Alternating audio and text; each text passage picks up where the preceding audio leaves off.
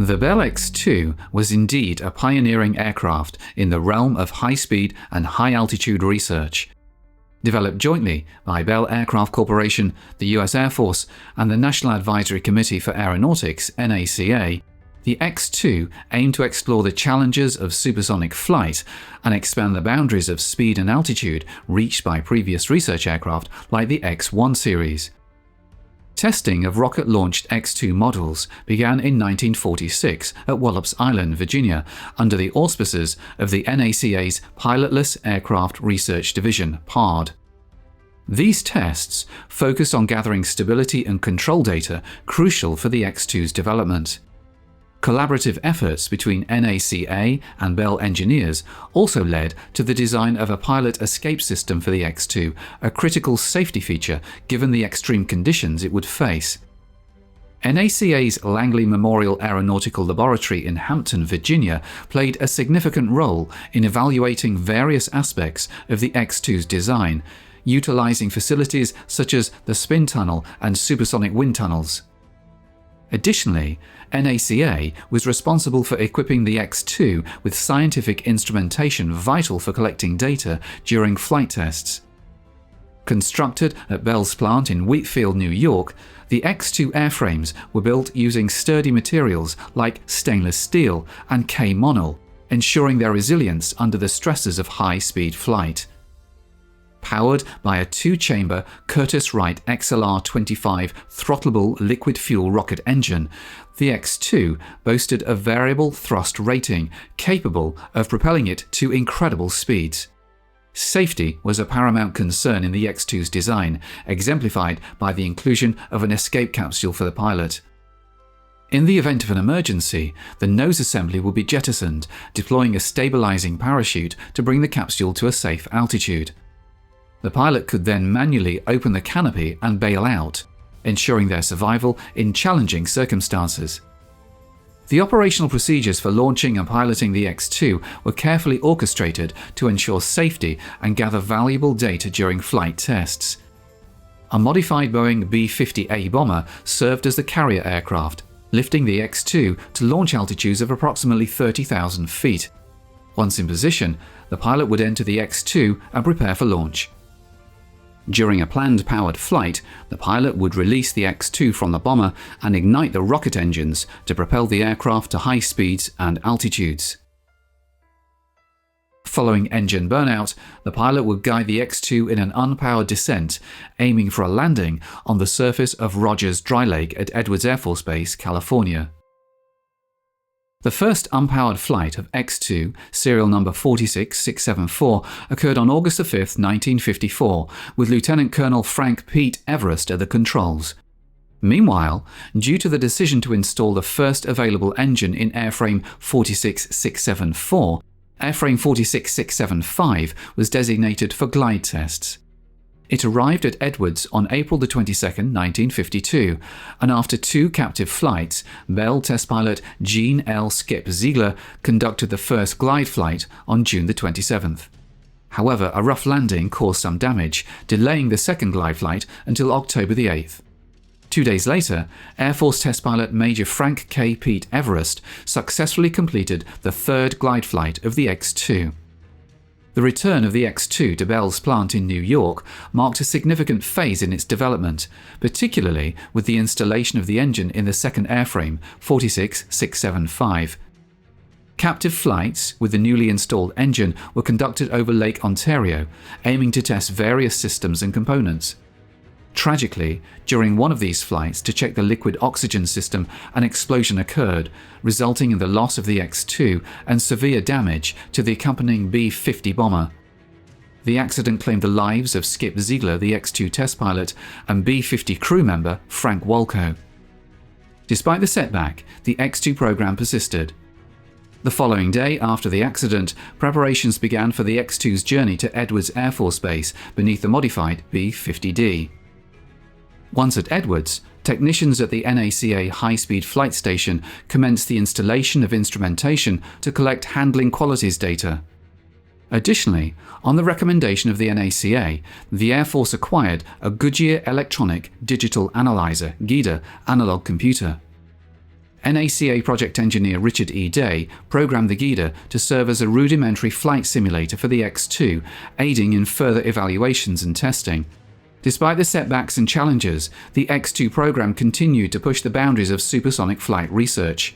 The first attempt at a powered flight occurred on October 25, 1955, but a nitrogen leak led to a change in the flight plan, with Everest completing the mission as a glide flight. Finally, on November 18, 1955, Everest successfully completed the first powered X-2 flight, igniting only the 5,000-pound thrust rocket chamber and achieving a maximum speed of Mach 0.95. Despite several aborted attempts, Everest completed a second powered flight on March 24, 1956, this time igniting the 10,000-pound thrust rocket chamber. The first supersonic X-2 flight occurred on April 25, 1956, with both rocket chambers ignited. The aircraft reached a speed of Mach 1.4 and climbed to a maximum altitude of 50,000 feet, marking a significant milestone in the X-2 program's quest to explore the realm of supersonic flight. The X-2 program continued to push the boundaries of high-speed flight, with Lieutenant Colonel Pete Everest achieving speeds up to Mach 2.53 in May 1956. On May 25th, Captain Ivan C. Kincheloe piloted the X-2 for the first time, successfully completing a supersonic flight despite having to shut down the engine prematurely due to a malfunction. In June, the aircraft underwent modifications, including the installation of engine nozzle extensions to enhance performance. Everest conducted a supersonic checkout flight of the modified X-2 on July 12th. His final flight in the X-2 on July 23, 1956, saw him achieve a speed of Mach 2.87 at an altitude of 68,000 feet, earning him the title of Fastest Man Alive. Following Everest's departure, Kincheloe assumed the role of X-2 project pilot, conducting high-altitude missions. On August 3, 1956, he successfully climbed to 87,750 feet while gathering stability data. On the same day, NACA Director Hugh L. Dryden requested the loan of the X-2 for research purposes. While the Air Force continued to fly the X-2 in pursuit of its maximum altitude capability, Kincheloe achieved a remarkable altitude of 126,200 feet on September 7, 1956, earning him the title of First of the Spacemen. This altitude record stood until the X-15 program. Despite several additional flight attempts, Kincheloe encountered aborts, concluding his remarkable achievements in the X-2. The tragic loss of Captain Milburn G. Mel Apt during his historic flight in the X-2 on September 27, 1956, marked a somber moment in the program's history. Apt's flight, which saw him become the first person to fly faster than 3 times the speed of sound, reaching a speed of 2,094 miles per hour, Mach 3.196, was a remarkable achievement in high-speed flight research.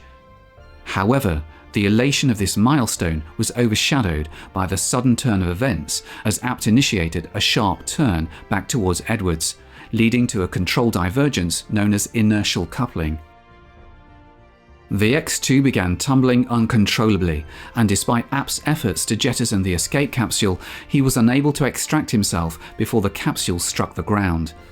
Apt's untimely death served as a poignant reminder of the risks inherent in pushing the boundaries of aerospace research and exploration. His legacy, however, lives on as a testament to the courage and dedication of those who endeavor to advance our understanding of high-speed flight and aerospace technology. The North American XB-70 Valkyrie indeed represented a bold and ambitious leap forward in strategic bomber design during the Cold War era. With its ability to fly at supersonic speeds and operate at high altitudes, the Valkyrie embodied the pursuit of technological superiority and strategic deterrence. Its impressive performance capabilities, including a top speed exceeding Mach 3 and a cruising altitude of 70,000 feet, set it apart from conventional bombers of its time. Designed to carry a substantial payload of nuclear weapons over long distances at high speeds, the XB-70 promised unparalleled strategic striking power. However, the XB-70 also faced significant challenges and limitations. Its immense size and weight, coupled with the complexities of its advanced design, posed engineering and operational hurdles. Additionally, evolving military doctrines and advancements in missile technology rendered the high-altitude, high-speed bomber concept less relevant over time. Despite its status as a technological marvel and a symbol of aerospace innovation, the XB-70 ultimately fell victim to changing strategic priorities and the shifting landscape of aerial warfare. While its legacy lives on as a testament to the ambitious spirit of Cold War-era aviation, the Valkyrie's operational career was short-lived and only a handful of prototypes were ever built. The engineering innovations incorporated into the XB-70 Valkyrie were indeed groundbreaking and aimed at maximizing its performance capabilities. The 6 powerful General Electric YJ-93 turbojet engines, each generating 28,800 pounds of thrust, provided the necessary propulsion for achieving and sustaining supersonic speeds. The use of afterburners, particularly effective at high speeds, enabled efficient supersonic cruise, albeit at the expense of fuel consumption. The utilization of fuel for cooling, a technique also employed in the SR-71 Blackbird, exemplifies the innovative approaches adopted to address the extreme heat generated during high-speed flight. By circulating fuel through the aircraft's structure, heat absorption and dissipation were managed, contributing to the aircraft's ability to withstand the rigors of supersonic travel. The delta wings, with their inherent aerodynamic advantages at supersonic velocities, were further optimized with adjustable wingtips to enhance the aircraft's performance characteristics.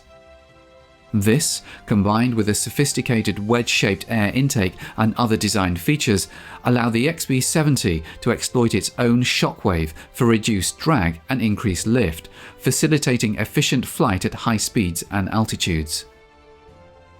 Moreover, the use of advanced materials like titanium and brazed stainless steel honeycombs contributed to the aircraft's structural integrity and overall weight reduction, essential for achieving optimal performance in extreme flight conditions. These cutting-edge materials represented a significant leap forward in aerospace technology, enabling the XB-70 to push the boundaries of speed and altitude like never before. The XB-70 Valkyrie's capabilities indeed surpassed those of contemporary aircraft, positioning it as an unparalleled asset in the realm of strategic aviation. However, the emergence of advanced surface-to-air missile systems, particularly the Soviet S-75 Dvina, posed a formidable threat that undermined the XB-70's strategic relevance. The S-75 Dvina's ability to match the XB-70's speed and altitude performance rendered traditional manned bombers increasingly vulnerable, prompting a shift in military strategy towards intercontinental ballistic missiles, ICBMs, as a more effective deterrent. The evolving landscape of military technology and strategic priorities led to the cancellation of the XB-70 program as a defense project in 1961. Nevertheless, the XB-70 found a new role within NASA's research initiatives, leveraging its exceptional speed and altitude capabilities to support the development of a potential American supersonic transport. NASA's utilization of the XB-70 for testing and experimentation underscored its enduring significance as a platform for advancing aerospace innovation beyond its original military applications. Furthermore, NASA's involvement in refining the XB-70 design, particularly with enhancements to stability and high-speed performance, exemplified the aircraft's adaptability and versatility in addressing diverse aviation challenges. While the XB-70's military aspirations may have been curtailed by shifting strategic imperatives, its legacy endured through its contributions to pioneering research endeavors aimed at shaping the future of supersonic flight. The tragic mid-air collision involving the second XB-70 Valkyrie during a photo shoot in 1966 marked a somber chapter in the aircraft's history. The loss of the Valkyrie's vertical stabilizers and the subsequent unrecoverable roll underscored the inherent risks associated with high-speed flight testing and aerial maneuvers. As the aviation landscape evolved, with advancements such as the YF-12 and the SR-71 surpassing the capabilities of the XB-70, the Valkyrie's role became increasingly marginalized. The loss of the more capable second XB-70 further diminished its relevance in comparison to the more advanced research capabilities offered by other aircraft. The retirement of the sole remaining XB-70 on February 4, 1969, symbolized the end of an era for the groundbreaking aircraft. Despite its limited flight hours, the XB-70 left an indelible mark on aviation history, serving as a testament to the ingenuity and ambition of aerospace engineers and the pursuit of pushing the boundaries of flight. The XB-70 Valkyrie's presence at the National Museum of the US Air Force indeed commands attention and stands as a testament to its monumental significance in aviation history. Its imposing size and distinctive angular design make it a focal point in the museum's Research and Development Gallery, overshadowing even other remarkable prototype aircraft. With its futuristic appearance characterized by sharp edges and sleek lines, the Valkyrie represents a vision of aviation that was ahead of its time. Its design language, dominated by right angles and razor edges, remains unparalleled, evoking a sense of innovation and progress. Despite its relatively short operational lifespan and absence of combat engagements, the Valkyrie's impact on aircraft design and technology cannot be overstated. It served as a precursor to future developments in aviation, influencing the designs of subsequent aircraft, particularly in the realm of supersonic transport. Indeed, the legacy of the XB-70 extends beyond its own existence, as multiple companies drew inspiration from its design principles when developing their own supersonic transport concepts. This legacy solidifies the XB-70 Valkyrie's place in aviation history as a pioneering aircraft that provided glimpses of the future of flight. The XB-70 Valkyrie's influence extends beyond its direct contemporaries, shaping the trajectory of aviation development in both the United States and the Soviet Union.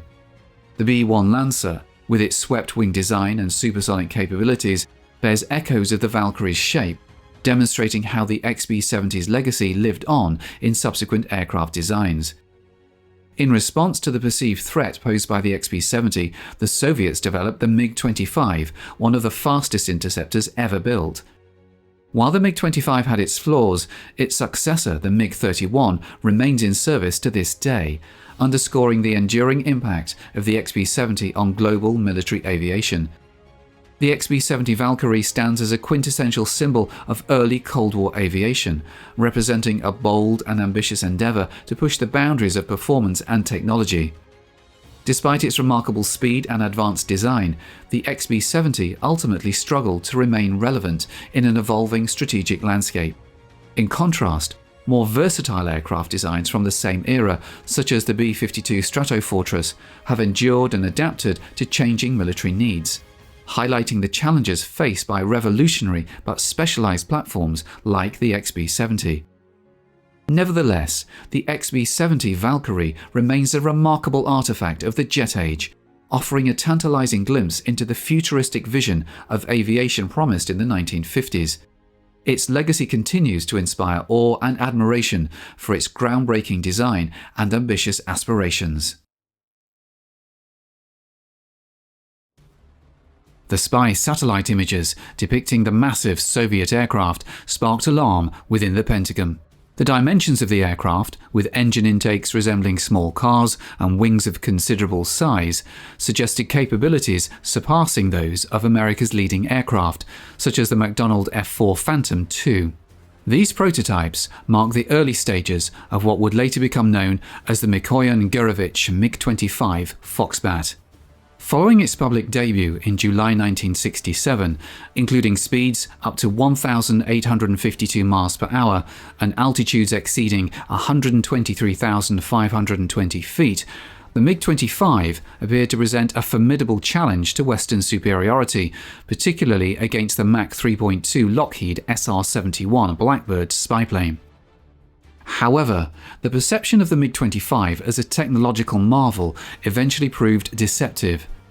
In reality, it fell short of the hype surrounding it, akin to a Potemkin village. The surveillance failure, reminiscent of the missile gap exploited by John F. Kennedy during his presidential campaign in 1960, also contributed to the exaggerated fear of the Foxbat's capabilities. Nevertheless, the MiG-25 served its purpose as an interceptor, effectively deterring the SR-71 from entering Soviet airspace for several years. This uncertainty surrounding the true potential of the MiG-25 persisted in Western military circles for some time, emphasizing its significant impact despite its eventual shortcomings. The MiG-25 Foxbat commanded attention not only for its purported capabilities, but also for its sheer size, comparable to World War II heavy bombers. Towering over technicians and ground crews in photographs, it conveyed an imposing presence despite its rudimentary appearance. However, the Soviet approach to constructing the Foxbat differed significantly from Western counterparts due to limitations in titanium technology. While titanium was essential for high-speed flight due to its resistance to the heat generated by skin friction at supersonic speeds, the Soviets lacked the expertise and tools to work with this material effectively. Instead, they resorted to stainless steel, despite its weight disadvantages compared to aluminum. As a result, the MiG-25's fuselage consisted of a single welded steel fuel tank aft of the cockpit. The use of steel presented challenges in craftsmanship, with some observers mistaking factory-fresh skinning for crude repair patches. Despite its unconventional construction, the Foxbat was designed to fulfill its strategic role, targeting high-altitude Western bombers like the Convair B-58 Hustler and the North American B-70 Valkyrie. The Soviet Union's reliance on ground control for virtually all aspects of the Foxbat's operation reflected their centralized command structure. Pilots were tasked with executing predetermined missions under strict guidance, highlighting the USSR's preference for centralized control over individual initiative. The US strategic response to the introduction of the MiG-25 Foxbat and advancements in Soviet air defenses led to a significant shift in tactics. The emergence of more advanced surface-to-air missiles, SAMs, made high-altitude penetration missions into Soviet airspace increasingly perilous for bombers. In response, Strategic Air Command (SAC) revised its tactics, emphasizing low-altitude, high-speed, and stealthy approaches to evade enemy defenses. This shift in strategy led to the retirement of the Convair B-58 Hustler and the cancellation of the North American B-70 Valkyrie, both of which were designed for high-altitude, high-speed operations. The new approach required aircraft to fly low to the ground, reducing their radar cross-section and minimizing exposure to enemy radar and SAMs. The MiG-25's performance was largely dictated by its engines, particularly the Tumansky R-15. While the engine design lacked sophistication, its unique three-ring afterburner fuel nozzles allowed for efficient operation in sustained supersonic flight. At high speeds, the engine functioned akin to a ramjet, with much of the intake air bypassing the low-pressure compressor and feeding directly into the afterburner. However, sustaining high speeds imposed significant challenges on jet engines, particularly regarding air intake. At speeds exceeding Mach 2, the engine intake faces immense pressure, necessitating careful design to regulate airflow and prevent engine damage.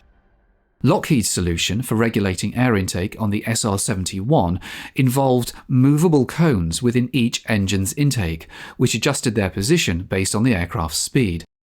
As the SR-71 accelerated, these cones moved inward to restrict excessive airflow into the engine.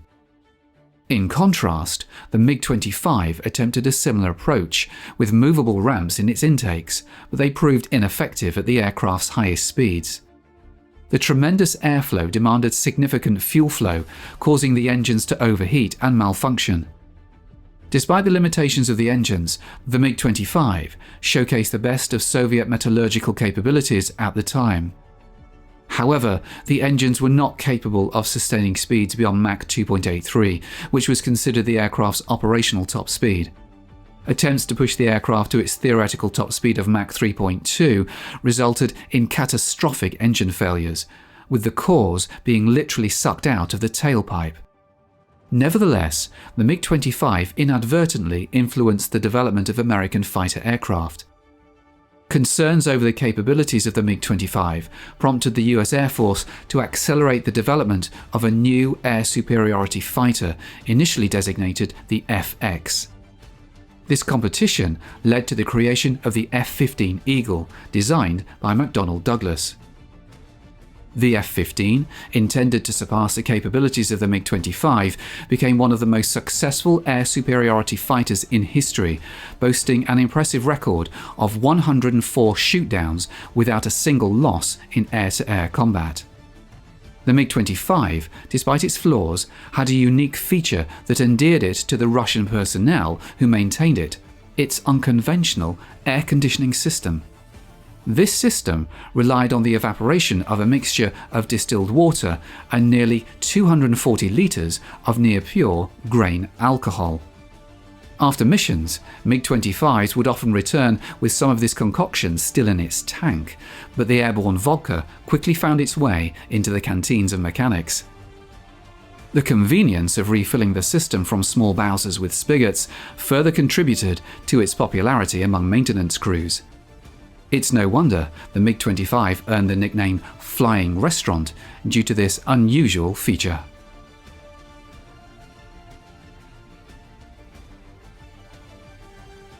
The MiG-31, known as the Foxhound by NATO, was developed by the Soviet Union in response to the perceived threat posed by NATO low-level strike aircraft and cruise missiles. It was designed as a successor to the MiG-25 Foxbat high-altitude interceptor and aimed to address some of the shortcomings of its predecessor.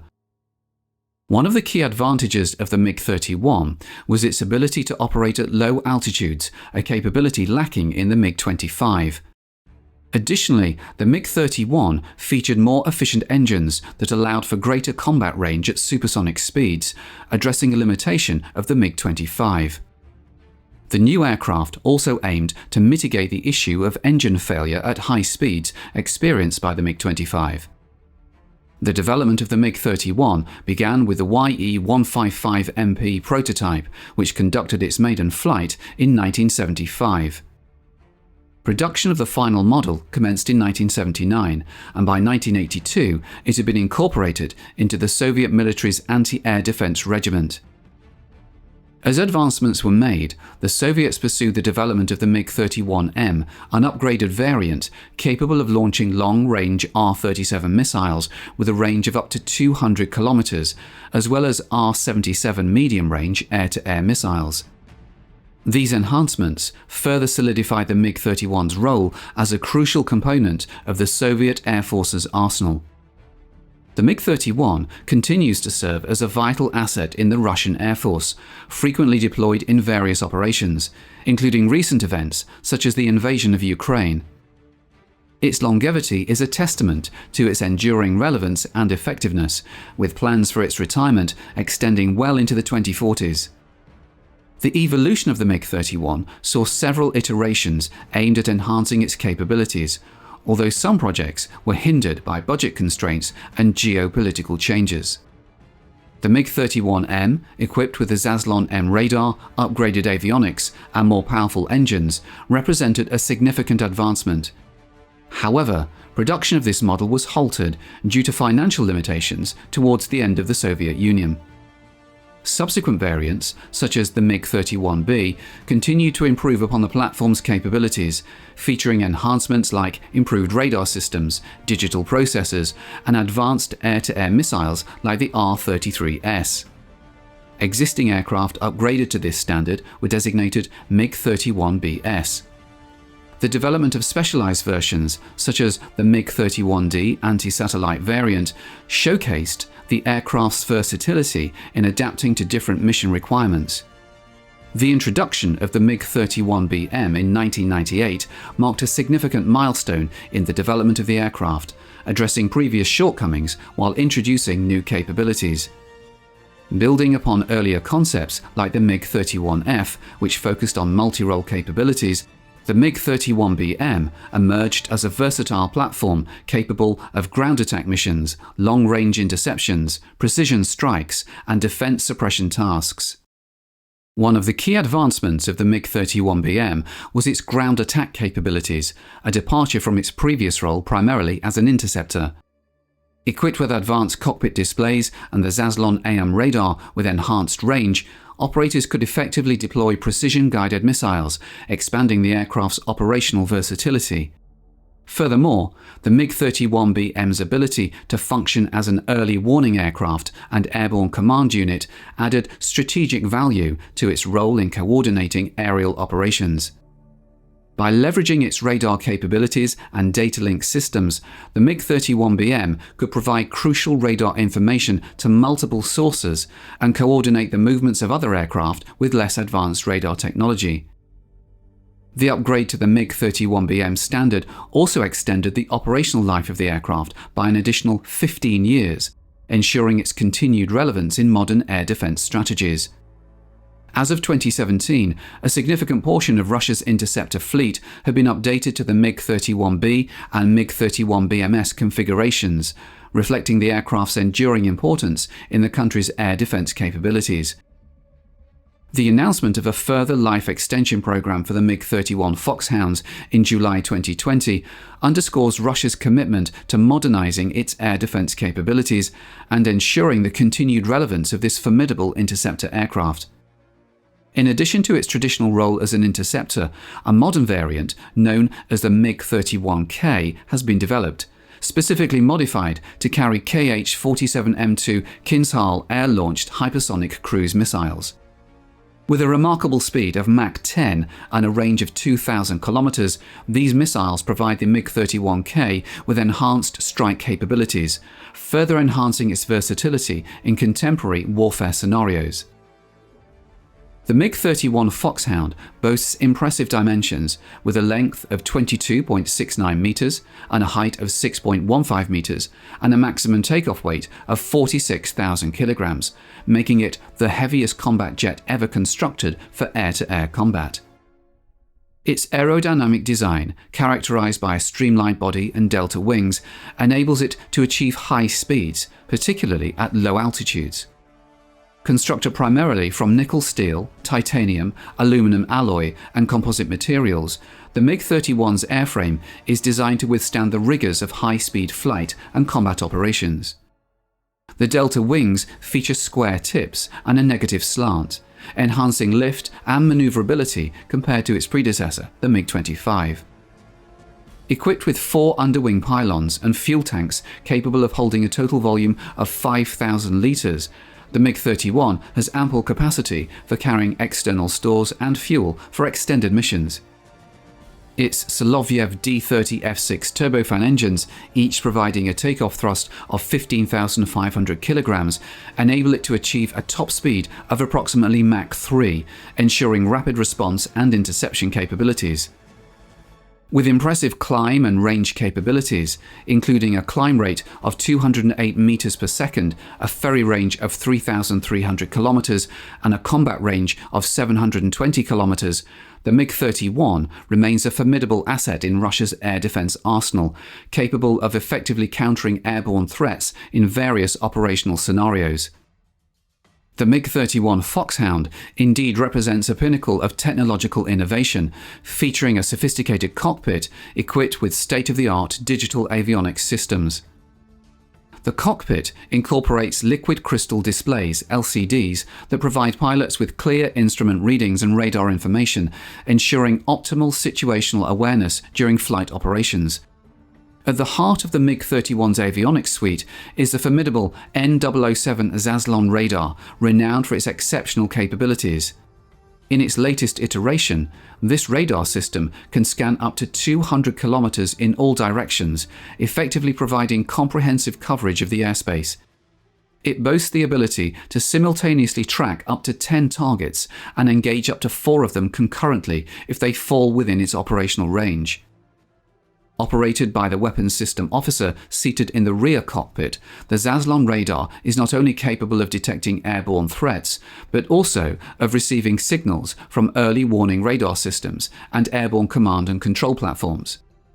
Utilizing electronic beam steering technology, the radar antenna can be swiftly and precisely directed to maximize coverage and enhance target acquisition capabilities. Moreover, the MiG-31 features advanced sensor systems that further augment its situational awareness and threat detection capabilities.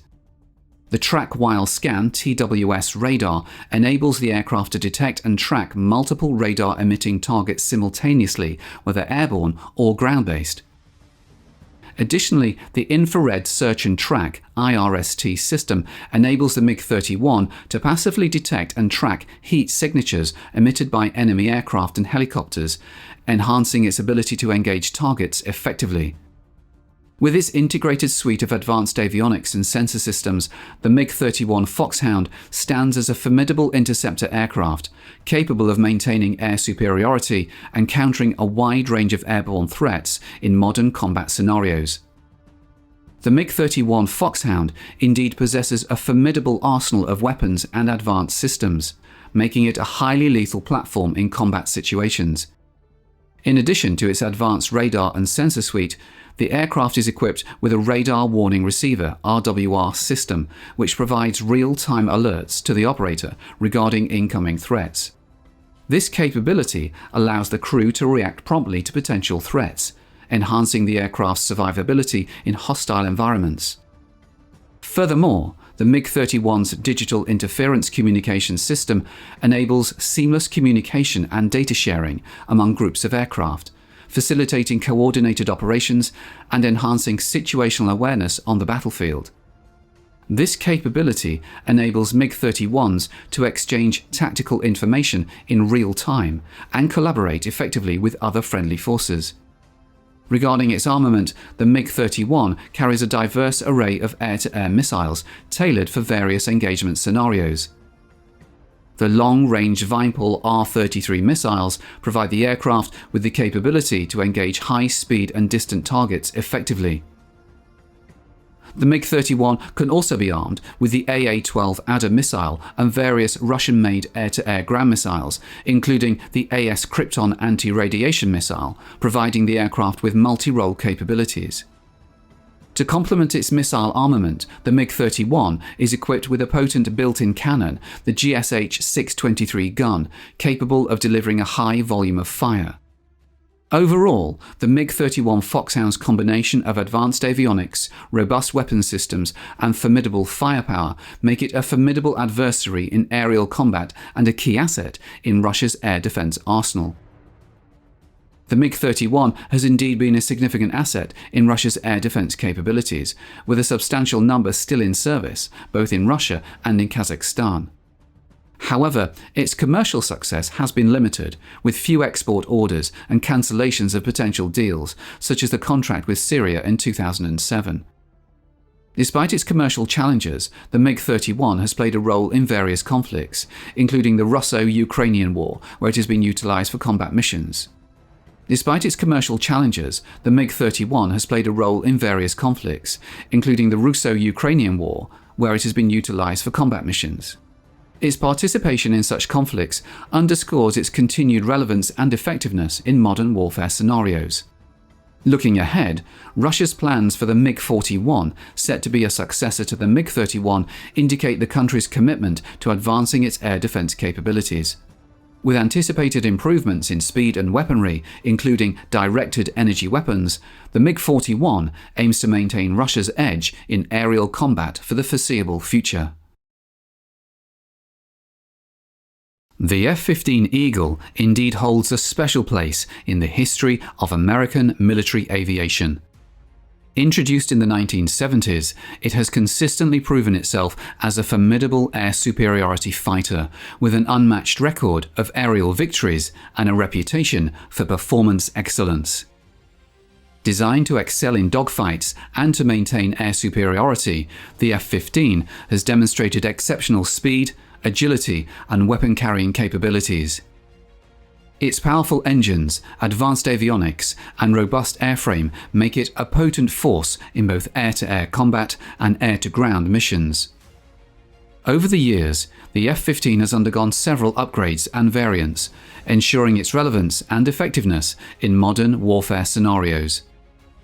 The F-15E Strike Eagle, for example, is a dual-role fighter capable of both air-to-air and air-to-ground missions, further enhancing the aircraft's versatility and combat capability.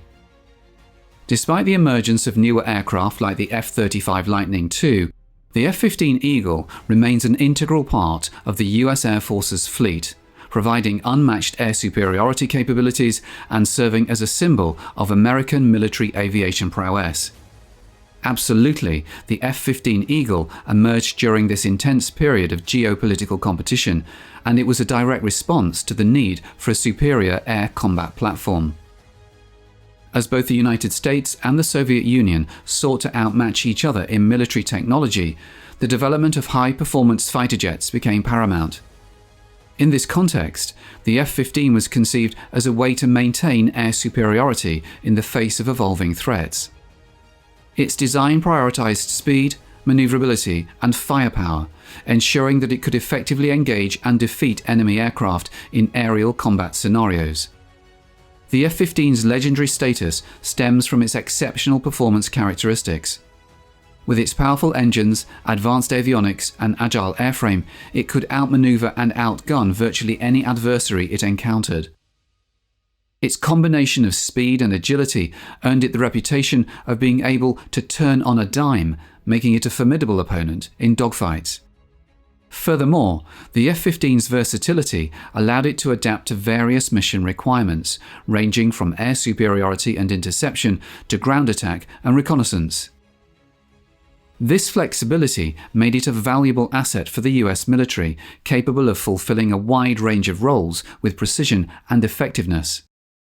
Overall, the F-15 Eagle's legacy as a legend of the skies is rooted in its unparalleled performance, adaptability, and reliability, which have ensured its continued relevance in modern military operations. Indeed, the development of new fighter jets during the Vietnam War was driven by the urgent need to counter the threat posed by adversary aircraft, particularly the Soviet-built MiG-21s and the emerging MiG-25 Foxbat. The agility and speed of these enemy fighters presented a significant challenge for American pilots, leading to a concerted effort to design and deploy more capable aircraft. McDonnell Douglas's success in securing the contract for the new fighter, which would eventually become the F-15 Eagle, marked a pivotal moment in military aviation history. The F-15 was specifically engineered to excel in air combat, with a focus on speed, maneuverability, and firepower. The fixed delta wings and vertical stabilizers of the F-15 were integral to its design, providing the necessary aerodynamic characteristics for high-speed flight and agile maneuvering. Combined with powerful twin engines, the F-15 boasted exceptional performance capabilities, allowing it to effectively engage and defeat enemy aircraft in aerial combat scenarios. The F-15's inaugural flights in 1972 marked the beginning of a new era in air superiority, with the aircraft quickly demonstrating its formidable capabilities during testing and evaluation. Its successful development and deployment paved the way for a new generation of fighter jets that would dominate the skies for decades to come. The evolution of the F-15 Eagle series, spanning several generations, underscores its enduring significance in modern military aviation. From its initial deployment in the mid-1970s, the F-15 has undergone continuous development and improvement to maintain its status as one of the world's premier fighter jets. The introduction of successive models, including the F-15AB, F-15CD, and the F-15E Strike Eagle, reflects a commitment to enhancing the aircraft's capabilities to meet evolving operational requirements. Despite these advancements, the fundamental design of the F-15's airframe has remained consistent, a testament to its enduring effectiveness and versatility. Key specifications highlight the F-15's formidable performance attributes. With a length of approximately 64 feet and a wingspan of 43 feet, the aircraft offers a spacious cockpit environment for its crew. Its unfueled weight of 31,700 pounds allows for agile maneuverability, while a maximum takeoff weight of 68,000 pounds accommodates extensive weapon payloads. The Pratt & Whitney F100P 220 turbofan engines powering the F-15 deliver impressive thrust capabilities, enabling the aircraft to achieve speeds of up to 1,875 miles per hour, or Mach 2.5. These engines also provide a range of up to 2,173 nautical miles and enable operations at altitudes of up to 65,000 feet, ensuring the F-15's versatility across a wide range of mission profiles. Overall, the F-15 Eagle's enduring legacy as a high-performance fighter jet underscores its continued relevance in contemporary military operations, reflecting a blend of proven design excellence and ongoing technological innovation. The F-15's impressive speed and agility, coupled with its advanced avionics and weapon systems, make it a formidable force in aerial combat. As the fastest fighter jet ever deployed by the American military, its ability to accelerate vertically immediately after takeoff sets it apart from its contemporaries. The F-15A's introduction of pioneering technologies such as the head-up display and advanced avionics laid the foundation for subsequent upgrades that have kept the aircraft at the forefront of aerial warfare. These enhancements have ensured that the F-15 remains capable and competitive against evolving threats. While its sleek design and impressive performance may capture attention, it's essential to remember that the F-15 is fundamentally a combat aircraft designed for military operations. Equipped with a range of weapons, including an internal 20mm multi-barrel gun for close-range engagements, the F-15 is prepared for various mission scenarios. The F-15E Strike Eagle, the latest iteration of the F-15 series, boasts a diverse arsenal of weapons, including guided air-to-air missiles deployed on its hardpoints. These advanced weapons systems provide the Strike Eagle with lethal precision and effectiveness in modern conflicts, where dogfights are rare and long-range engagements are more common. In summary, the F-15 Eagle's combination of speed, agility, advanced avionics, and potent weaponry makes it a versatile and formidable asset in the American military's arsenal, capable of meeting the challenges of contemporary warfare with unparalleled effectiveness. The F-15E Strike Eagle's versatility extends to its ability to carry a variety of air-to-surface weapons, including the GBU-15 glide bomb. Equipped with real-time guidance, the GBU-15 can be directed while in flight, allowing for precise targeting. Originally used by both the F-15E and the F-111F Nighthawk, the retirement of the F-111F has made the GBU-15 exclusive to the F-15 platform. While squadrons of F-15s were formed in the 1970s, they saw limited action for many years. However, the aircraft's combat prowess was showcased during the Gulf War, specifically Operation Desert Storm in Iraq. Remarkably, not a single F-15 was lost due to enemy action during this conflict, with all losses attributed to accidents. Since its introduction, F-15 pilots have confirmed 104 kills in air-to-air combat engagements. During Operation Desert Shield, which preceded Desert Storm, coalition forces achieved 44 air-to-air victories over Iraqi forces, with 40 of those victories attributed to various versions of the F-15. In a notable engagement during NATO operations over Kosovo in 1999, Captain Jeff "Claw" Hwang demonstrated the F-15's effectiveness by shooting down 2 MiG-29 Fulcrums with AIM-120 missiles while piloting an F-15C. For his actions, Captain Hwang was awarded the Distinguished Flying Cross, highlighting the aircraft's continued importance in modern aerial operations. The F-15's role in military operations continued into the 21st century with Operation Enduring Freedom, which commenced in 2001 with the invasion of Afghanistan and later extended to Iraq. F-15s played a crucial part in these operations, with some aircraft conducting daily missions equipped with Handle 5,000-pound bunker buster bombs or AGM-130 guided missiles. In a remarkable incident during Israeli training exercises in 1983, an F-15 was involved in a mid-air collision that resulted in one of its wings being torn off. Despite the severe damage, the pilots, unaware of the extent of the loss, managed to land the aircraft safely with just one wing remaining. While many military aircraft designed decades ago have become obsolete, the F-15 remains relevant and continues to be manufactured. Boeing has taken over production after merging with McDonnell Douglas. The F-15E Strike Eagle represents the most advanced version, equipped with cutting-edge avionics and enhanced targeting systems.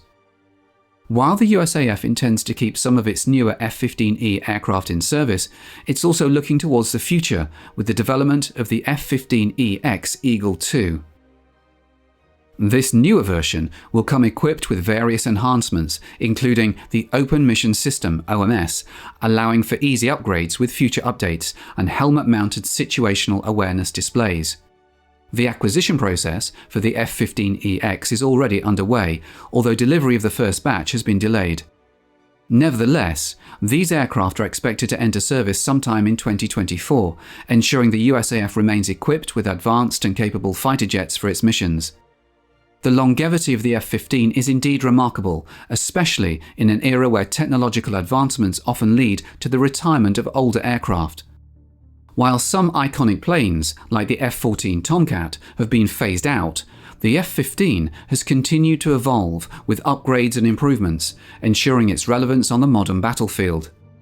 The upcoming F-15EX Eagle II represents the latest iteration of this enduring aircraft, incorporating cutting-edge technology and enhancements across its systems.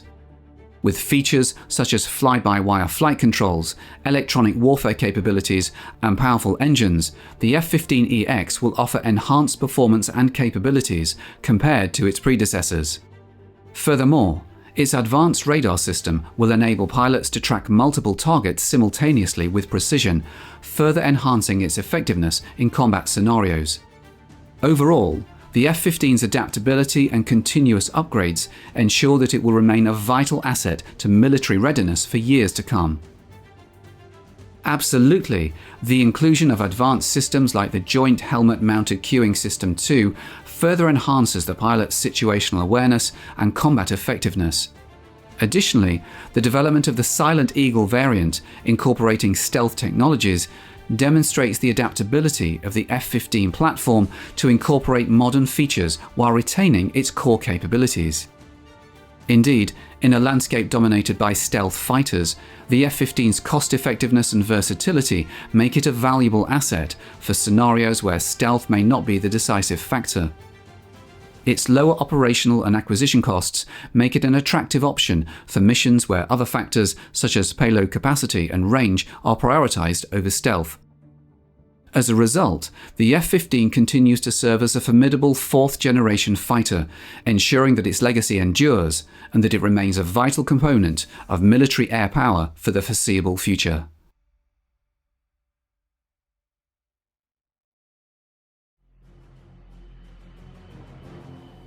For more than 30 years, it was a plane that captured the imagination of the entire world. From Africa to South America, from Asia to Europe, from London to New York City, the aircraft simply known as Concorde galvanized the globe. Its sleek aerodynamic structure and supersonic speed brought passengers to a whole new level in transportation. In Britain and France, the plane became a symbol of national pride. During the Cold War, where every technological breakthrough seemed to come from either America or the Soviet Union, the Concorde proved that Europe still mattered.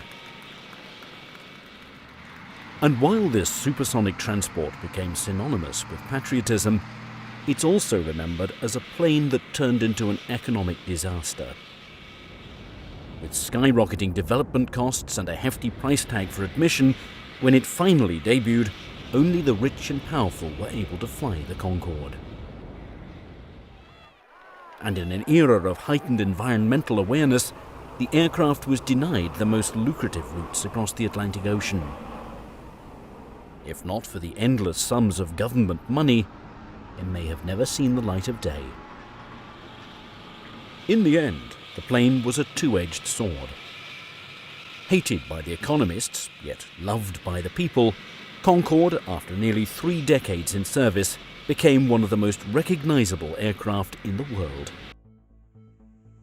During a time when faster meant better, it soared over its competition, symbolizing the absolute best in European engineering and aerodynamics.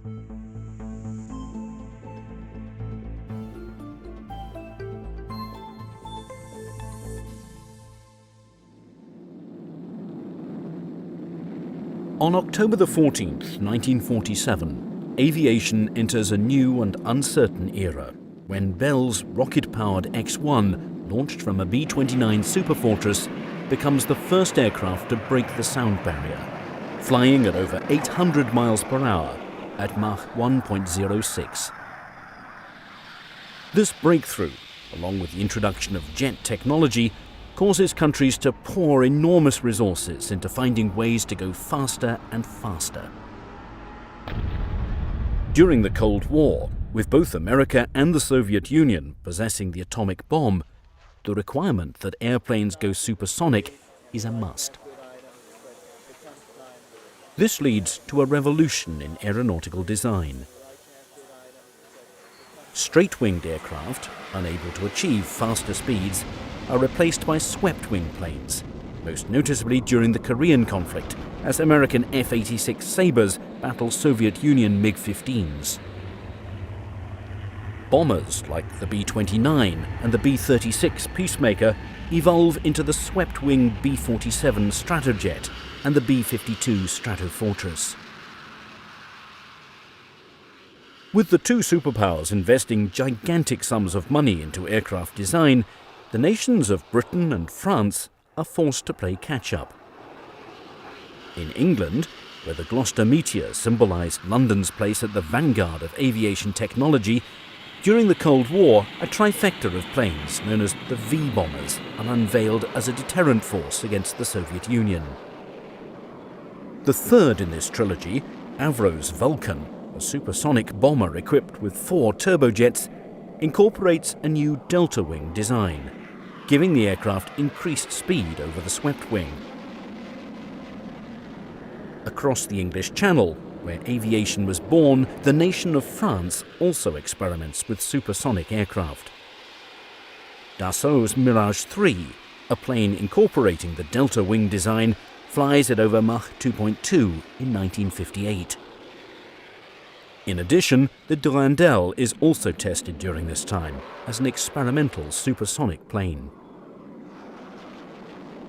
But despite their respective legacies of being at the forefront of aviation technology, after the Second World War, with both England and France's economies shattered, it appears their best days are behind them. In the realm of military aircraft, there seems to be no way to compete with the vast resources of the United States. However, there is one area where if England and France pool together their resources, a formidable challenge can be issued against America and the Soviets. This comes in the form of a proposed supersonic transport airliner. Mr. de Gaulle was president of France at the time, and French prestige was sort of important. The French were very, very concerned, as were the British and other Europeans, about the loss of technology prowess in the aviation industry. There was a feeling in Europe at that time that the Concorde project could be a vehicle, a catalyst to jumpstart the European aviation industry after decline.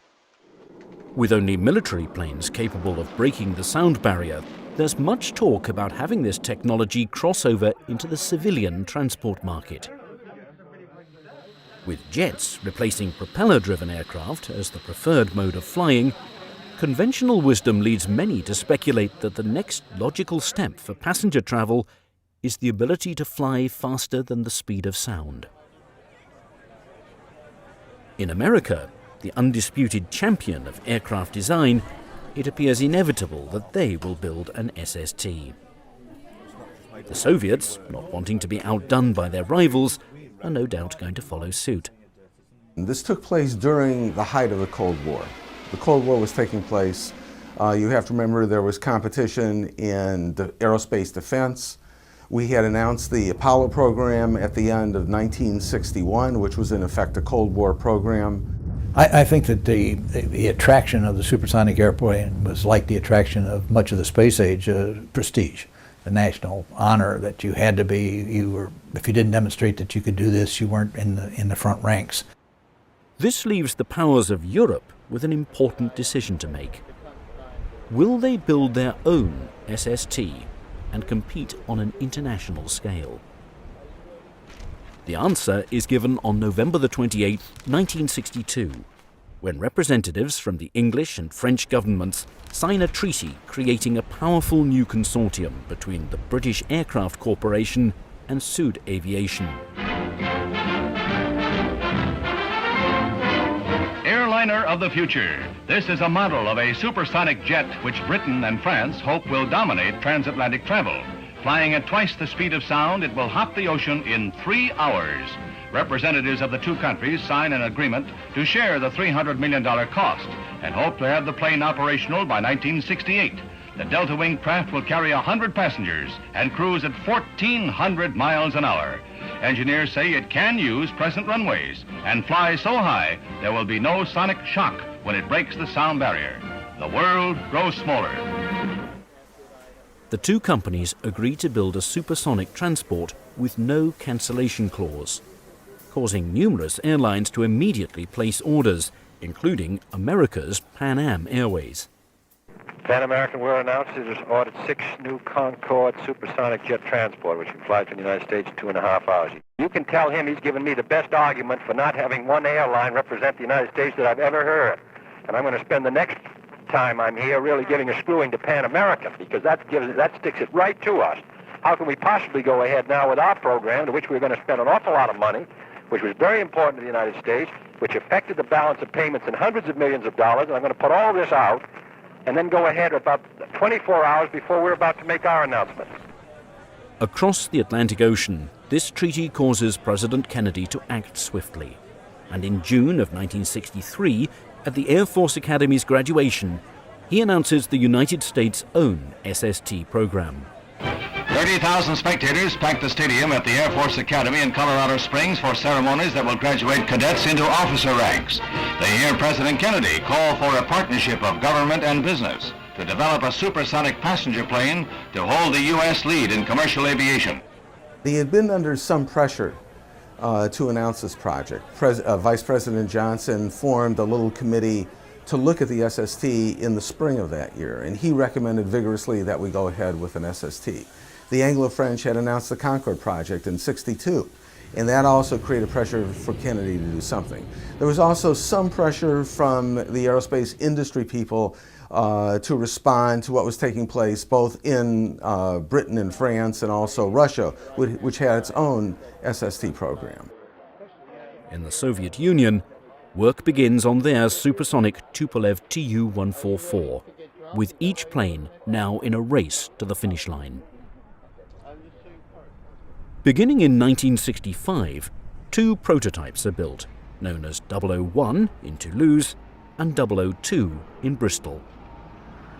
Luckily for Britain, its aerospace industry has a huge jump on the competition, having built numerous experimental aircraft proving vital in the research and development of the Concorde.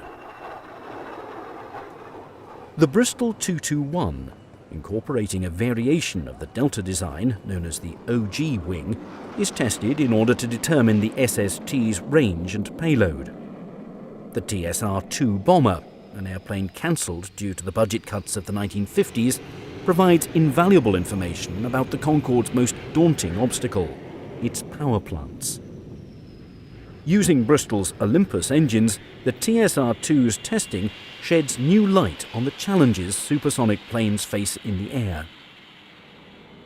In the laboratories of the British Aircraft Corporation and Sud Aviation, rigorous examinations are carried out, investigating hundreds of materials and the effect heating has on them.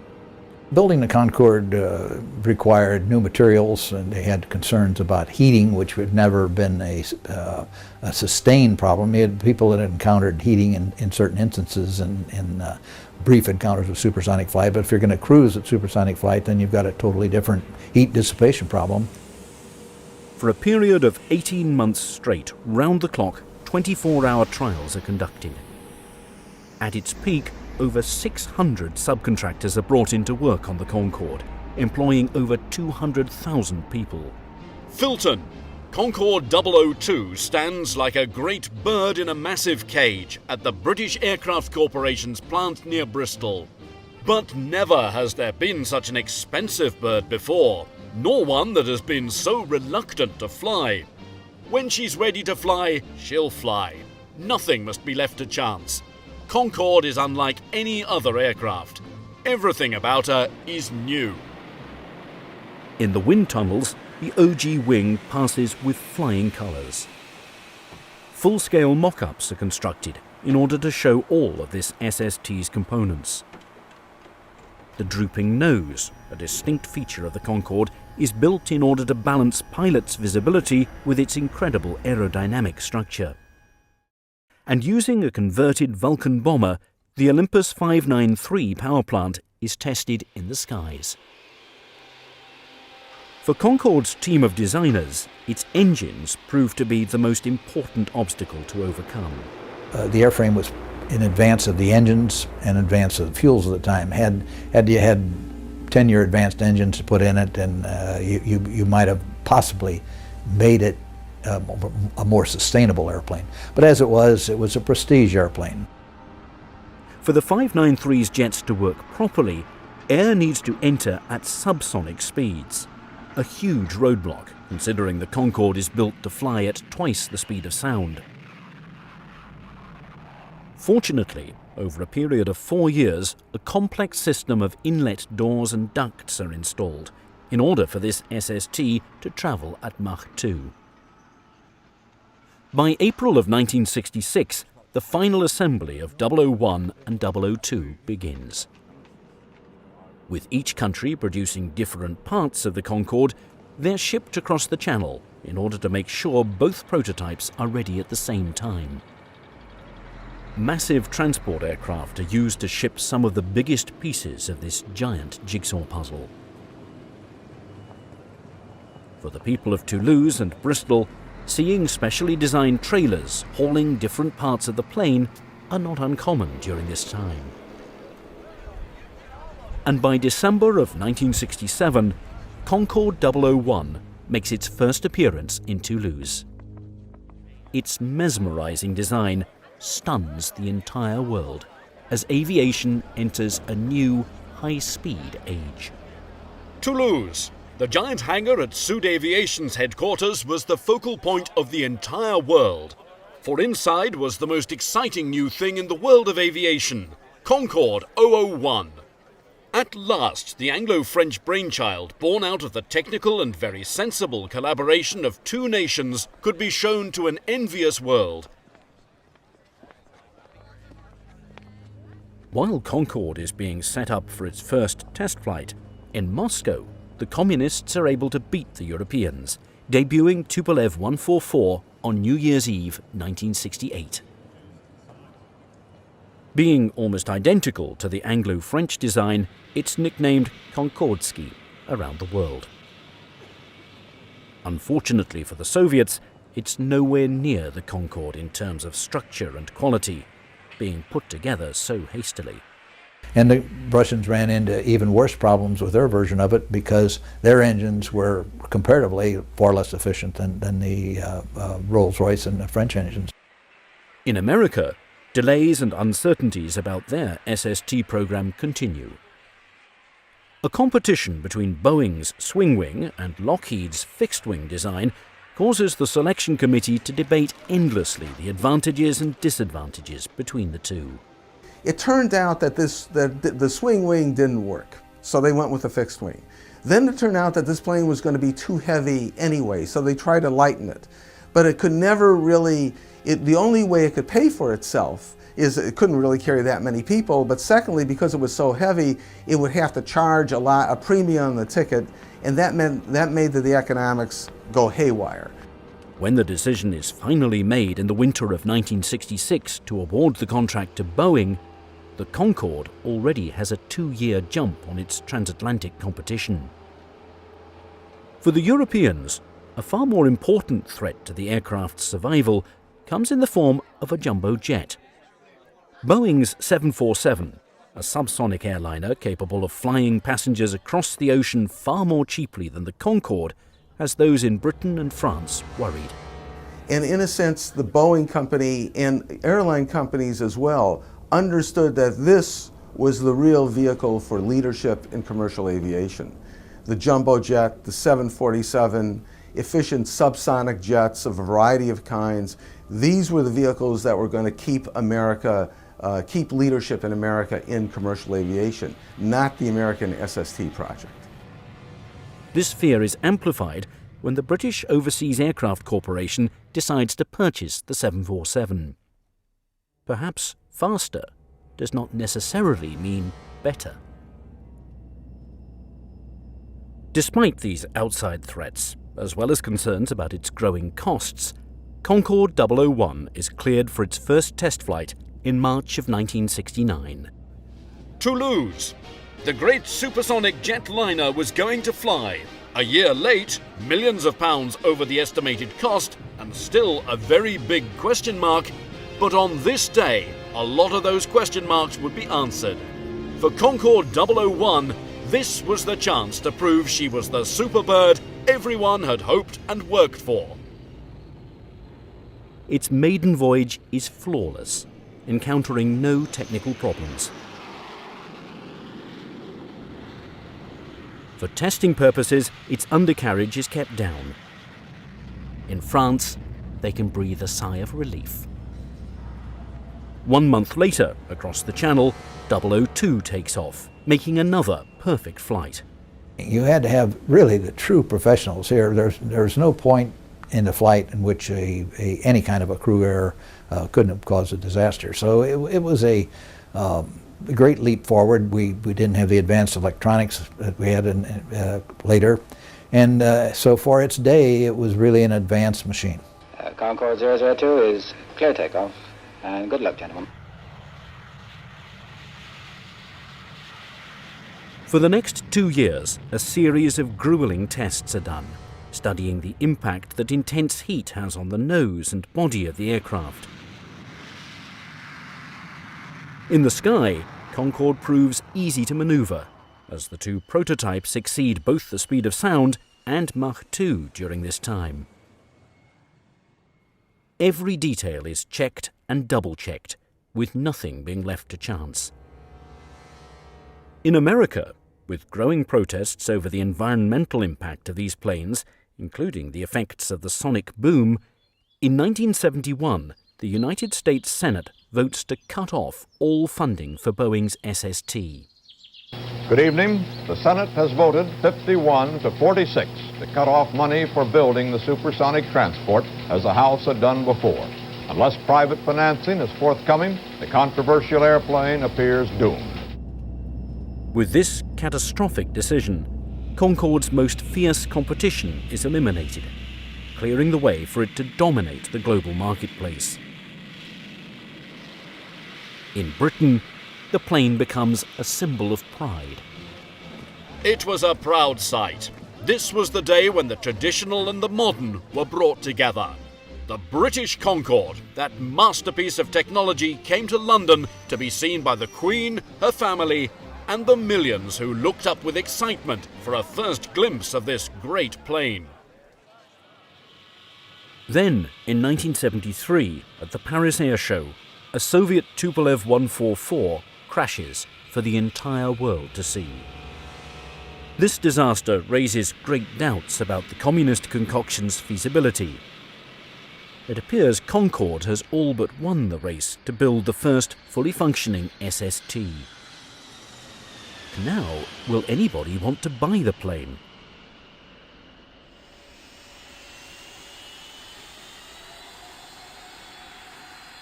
After nearly a decade in development, the Anglo-French Concorde flies to the African nation of Senegal to begin its worldwide promotional tour. The ultimate goal of this exercise is to convince the world's airlines that speed means business. And with the right dose of public relations, executives will be convinced to buy these planes. From a marketing standpoint, the tour is an outstanding success. For years, people across the globe hear stories about this new high-speed plane that takes passengers to their destination in half the time.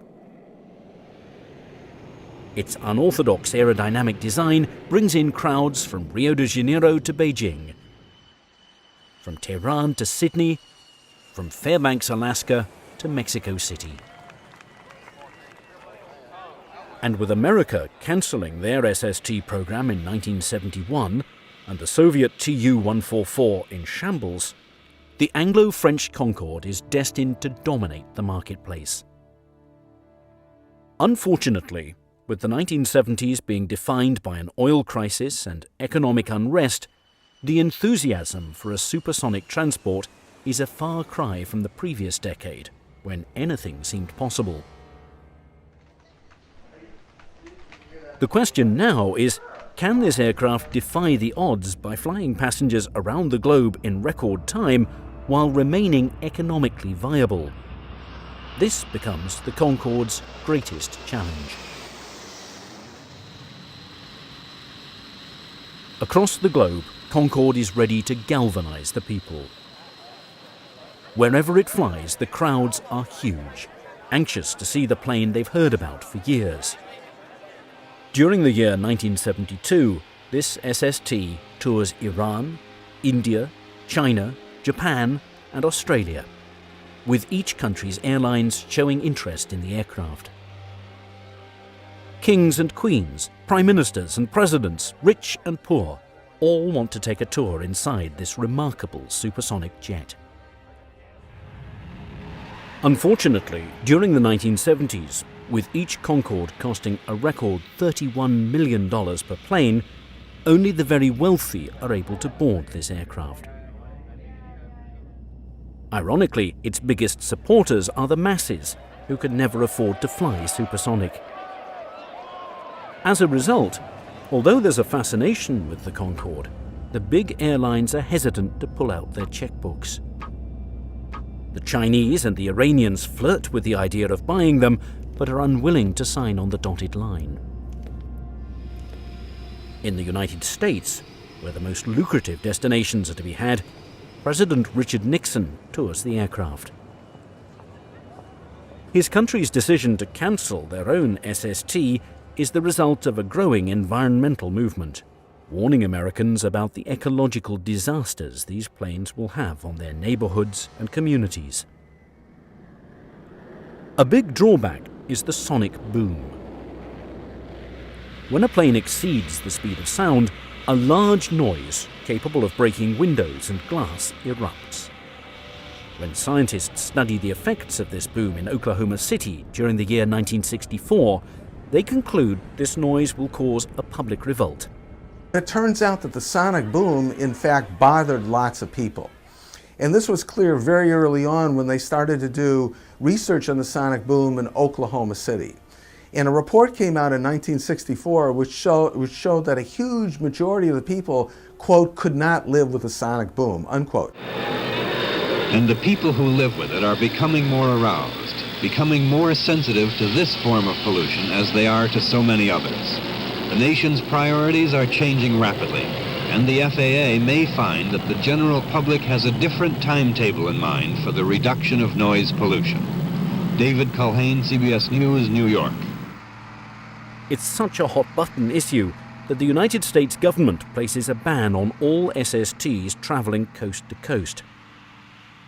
With this decision, Concorde is limited to only the east and west coasts in America as destinations. As a result of this policy, no American airline wants to touch the plane.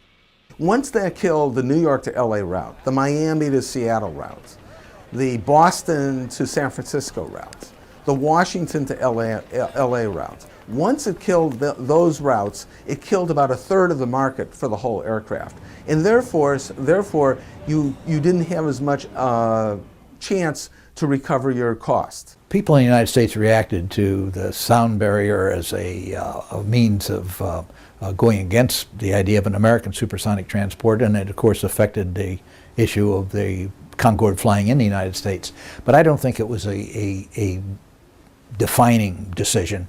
And I also think it was a bit of a red herring. I think it was put up mainly because people who were smart enough to see there was no way to make any money out of the Concorde. Building it, the manufacturer was going to lose, the government was going to lose.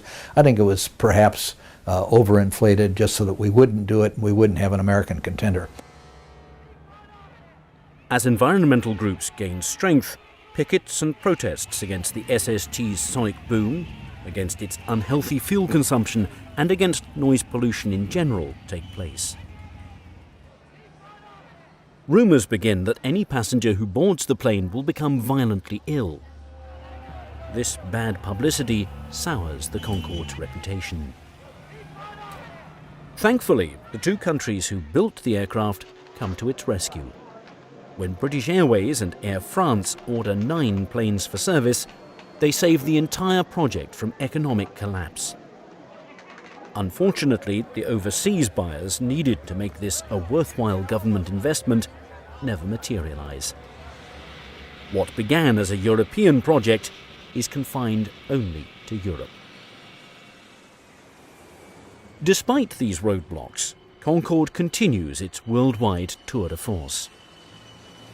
To prove it can fly in the most brutal weather conditions, the aircraft stops in America's Arctic outpost, Alaska, demonstrating that this SST can excel even in the bitter cold. Next is a flight to the polar opposite, Mexico City, where thousands of people wait for hours to see Concorde's grand entrance. With orders placed, the employees of BAC and Aerospatiale begin building more SSTs, improving the quality from the original prototypes. The Bristol 593 engines gain strength, reducing the black smoke emitted. And in 1975, Concorde receives its certificate of airworthiness. When agents are first allowed to book passengers, demand skyrockets. A beautiful airplane that performed well. I was lucky enough to fly on it on one occasion, and it was the way to travel. There was no question about it. You arrived in London in what seemed like a couple of hours, and feeling excellent. Although 20% more expensive than subsonic travel, during the early years, with all the hype and fascination surrounding this plane, the people cannot resist the opportunity to fly supersonic. 1 year later, the first 2 Concordes carrying paying customers depart from London and Paris simultaneously. Almost a decade after its first test flight in 1969, the dreams of this SST are finally realized. Concorde is given a boost when its only competitor, the Soviet Tu-144, fails miserably. Its crude design and enormous fuel consumption fades quickly. Only a few months of novelty flights take place, clearing the way for the Anglo-French. Despite this early success, the road ahead for this powerful new plane is going to be a bumpy one.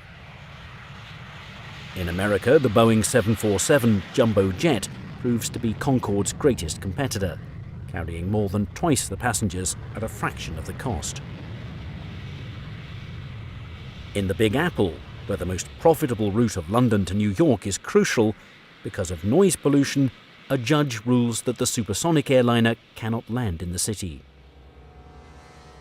Over in Britain and France, many speculate that because the United States could not get its SST up in the air, sour grapes causes America to punish Concorde as a result. Only after a Supreme Court ruling is the aircraft allowed to land at JFK International Airport in 1977. Almost 20 years later, it would set the world record for transatlantic flight, travelling from London to New York in less than 3 hours. By this time, however, with rapid inflation, an oil crisis and growing environmental concerns, people begin speculating that this plane's time in the sun has passed. People would pay the additional cost to fly faster than the speed of sound. However you valued your time, 1 times the value of your time, 1.5 times the value of your time, that's what people thought. It turned out, in fact, that this was a very questionable assumption. The whole idea that there would be a market for people paying a premium to go faster than the speed of sound on commercial aviation, in fact, was a facade. It turned out to be a facade. It was not true. It was a mirage. During dire economic times, Concorde is viewed as a plane only for the super rich. The clientele was superb. I mean, there were really, really rich people flew it. I can recall on the one flight that I made, there was a group of about 5 or 6 kids, all in one family, who were making their 15th or 16th Concorde flight and were totally blasé about it. So it taught me that, the Concorde was for rich guys. The novelty effect has worn off. The enthusiasm of the 1960s, when it was first built, is replaced by the cynicism of the 1970s. Each year it's in service, Concorde fails financially, unable to turn a profit. As the 1980s begin, many feel this technological marvel's days are numbered. However, it's miraculously saved when British Airways decides to buy its planes from the government outright. With this decision, a new marketing campaign is launched to bring Concorde back to life. Discovering that its rich clientele are willing to pay more to fly supersonic, prices go up exponentially, making it a vehicle exclusively for the super wealthy.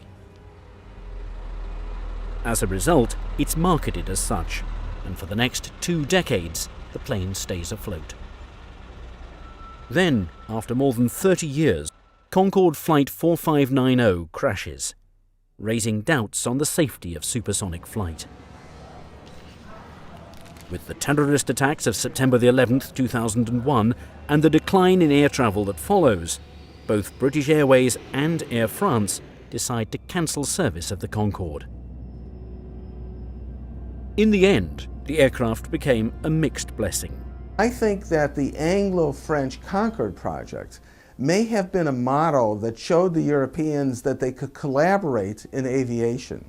And while the Concorde itself was not successful, it may have been an impetus toward forming Airbus, which has been relatively successful in building aircraft and becoming a formidable competitor to Boeing. So in some ways, although the Concorde itself was not successful, maybe it was a catalyst or vehicle to create a successful, larger enterprise called Airbus. Without question, its ability to travel at twice the speed of sound made the plane a first-class attraction wherever it landed. Over a period of several years, Europe's finest produced a true technological marvel, epitomizing the very best in engineering and aerodynamics. For those reasons, Concorde goes down in the history books as one of the greatest aircraft ever. In Britain and France, it was more than just a plane. It came to symbolize a time when they, and not the Americans, were at the top of the mountain. Just as England had ruled the seas with their dreadnoughts, they would rule over the skies with their Concorde. But with all its state-of-the-art capabilities, it became out of reach for the average man, woman and child, who, ironically, became the Concorde's biggest supporters. With the dim realities of the 1970s, the plane's biggest obstacles were not in its jet engines, nor in its payload, but with a skeptical public, who grew cynical at the idea of government and big business teaming up to produce a plane that only the privileged and powerful could fly on. It was a beautiful airplane, still is a beautiful airplane, and it's just a shame that perhaps it's sumptuary. Maybe you don't need to go supersonically, and obviously not enough people need to go supersonically to justify the market. Now, with the ability to communicate in a matter of microseconds through the use of computers, the Concorde symbolizes a much different time, when the best technology available to see each other in person was the airplane. In this era, faster meant better. And in getting people to their destination, no aircraft has been able to surpass the speed of the Concorde.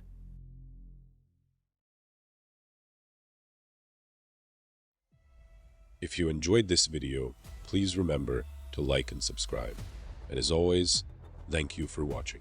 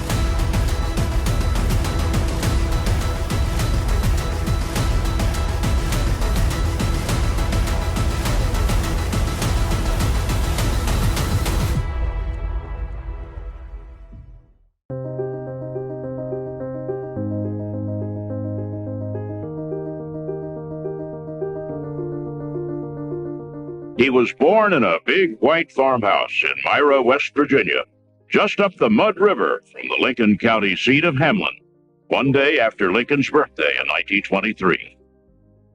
He was an average student, learned mechanics from his father, and loved to sneak away to hunt and fish.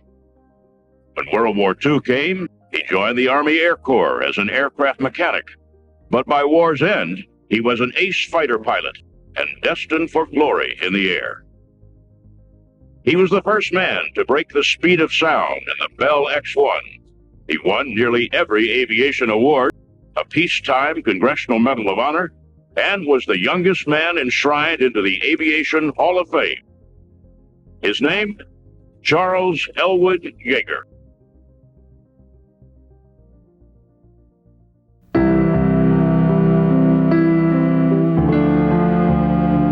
Chuck was an easygoing boy at Hamlin High School, good at math and typing, played the trombone, and played both football and basketball.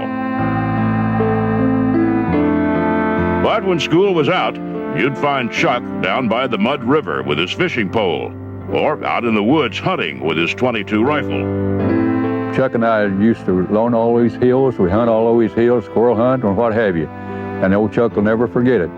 On this ridge back here was the Devil's Head, what they call the Devil's Head. We used to go back there. They had a carving in this. And then back this way is the Mall Rock, about 2 miles back in these mountains. Chuck and I used to go back in there, and not only him, but a lot of other boys and girls with us.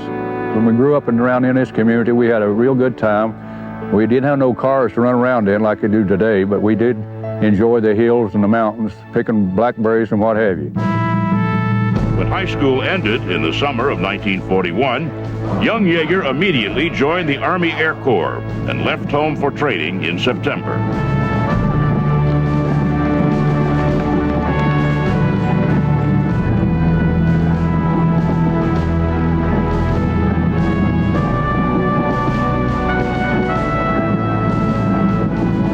He was trained as an aircraft mechanic, first at Mather Field, California, and then at nearby Moffett Field, where he was an AT-6 crew chief. While at Moffett, he applied for the Flying Sergeants Program, and just 3 days before the attack on Pearl Harbor, he passed his first flight physical and awaited selection. He subsequently was transferred to Victorville, California, as a crew chief on an AT-11, an aircraft used to train bombardiers. And in the spring of 1942, it became the first airplane he ever got a ride in. Corporal Yeager was selected for flight school in July of 1942. He attended primary school at Ryan Field, Hemet, California, and basic school at Gardner Field, Taft, California.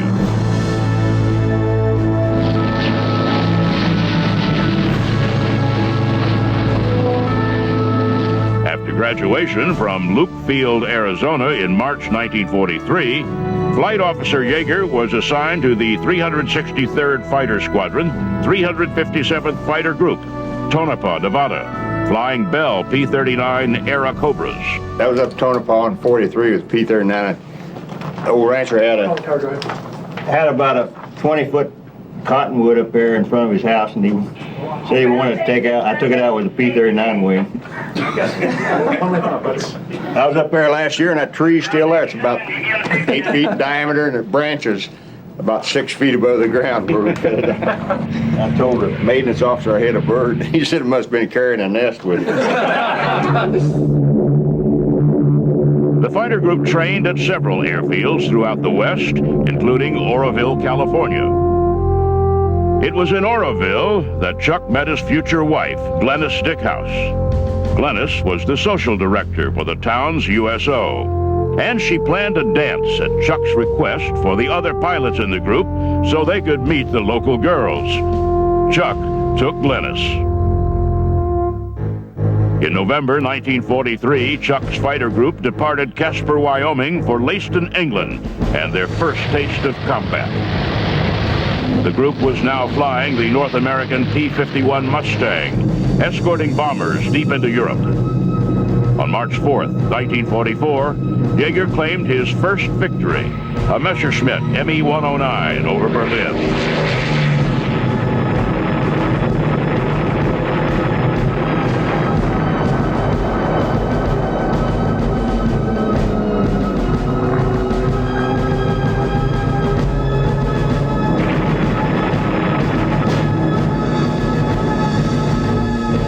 Celebration was short-lived. The very next day, on his 9th mission, while flying Tail End Charlie on another bomber escort mission over France, a Focke-Wulf 190 shot down Yeager's P-51, Glamorous Glen.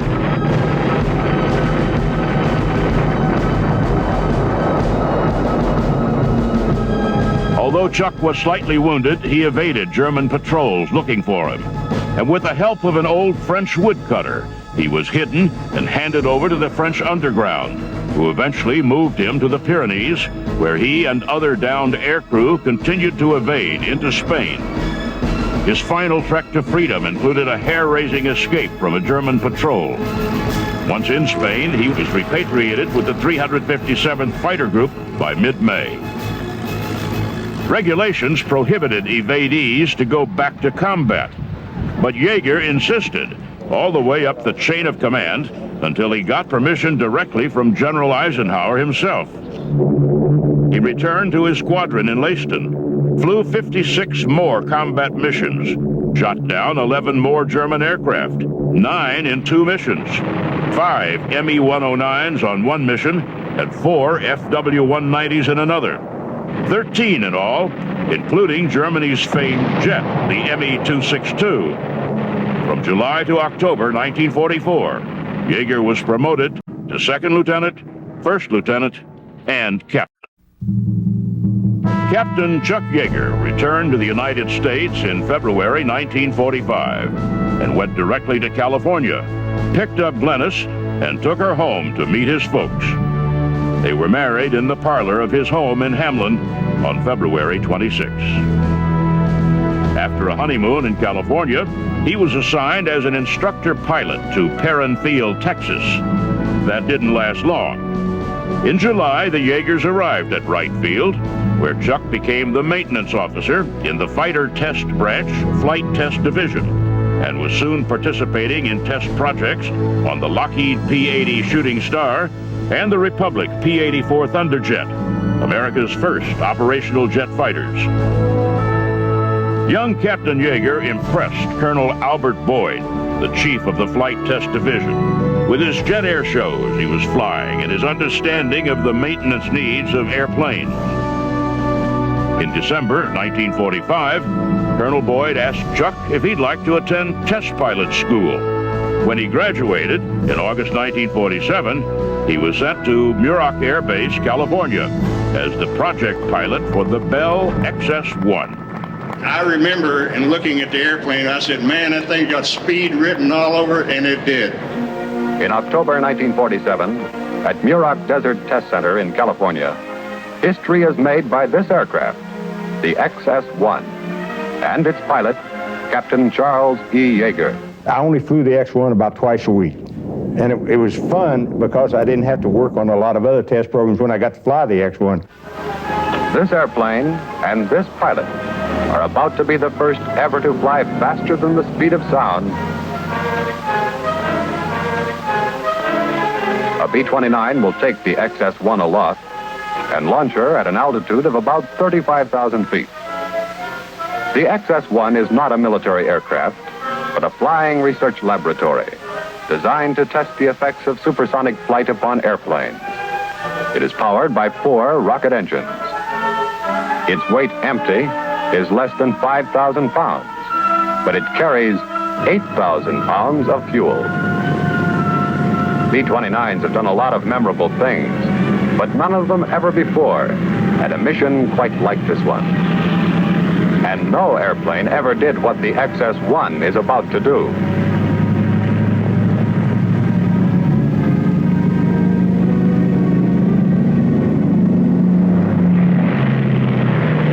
Cracking the sound barrier in level flight will be more than a spectacular feat.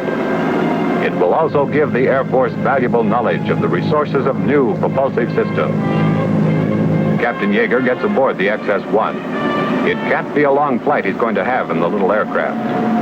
At full power, the flight can't last more than 2.5 minutes. But it's going to be a fast one. I didn't give any thought to whether or not we were going to get above Mach 1. It just, duty was paramount in my mission.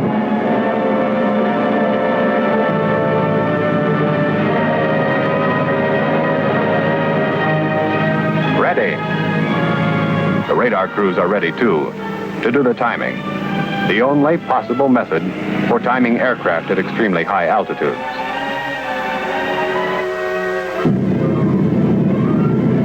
There she goes. A big moment in a history-making flight.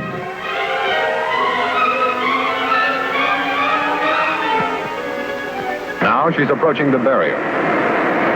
The speed of sound at 35,000 feet is 660 miles per hour. A really big moment. Through the sound barrier. The first time ever. One thing we found out with the X-1, since it was the first airplane to ever get into the region of the speed of sound and exceed the speed of sound, was that on the horizontal stabilizer, or the tail plane of the airplane, shock waves were forming. And as we got up to about 94% of the speed of sound, these shock waves were right at the hinge point of the elevator. And consequently, we lost our elevator effectiveness. And the X-1 had the capability of moving its whole horizontal stabilizer. And that was the way we got the airplane through Mach 1. For breaking the speed of sound, President Harry Truman presented Captain Chuck Yeager with America's most prestigious aviation award, the Robert J. Collier Trophy for the greatest achievement in aeronautics, and the McKay Trophy for the most meritorious flight of the year.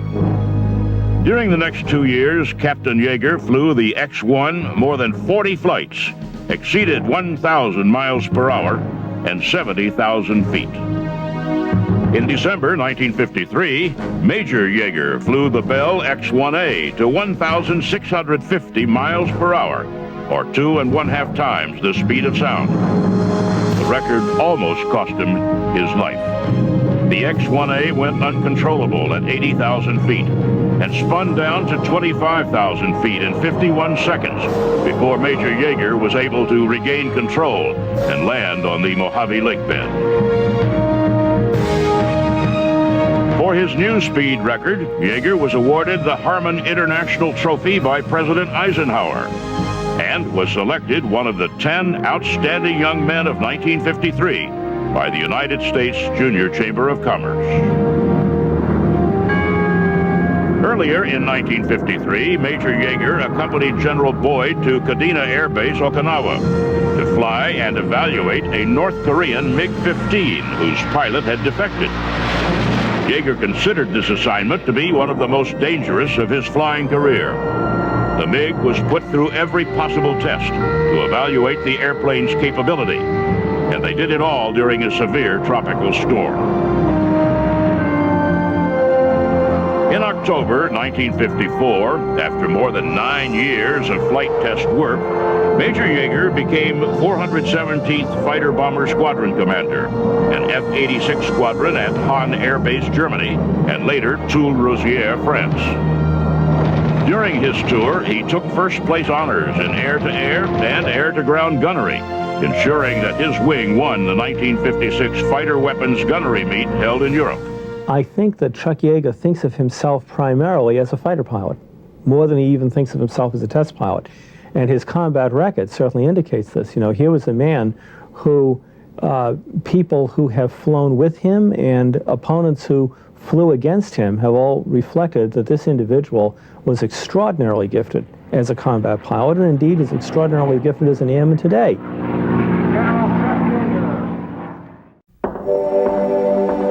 In September 1957, Chuck and his family left Europe and returned to the high California desert at George Air Base, just 50 miles from Edwards.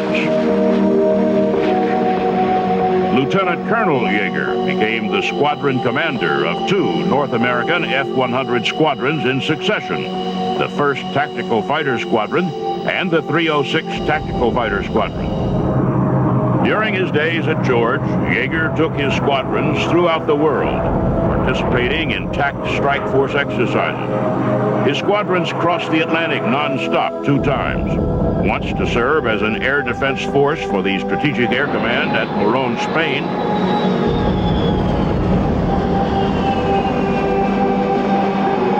and the other in Italy on special weapons alerts.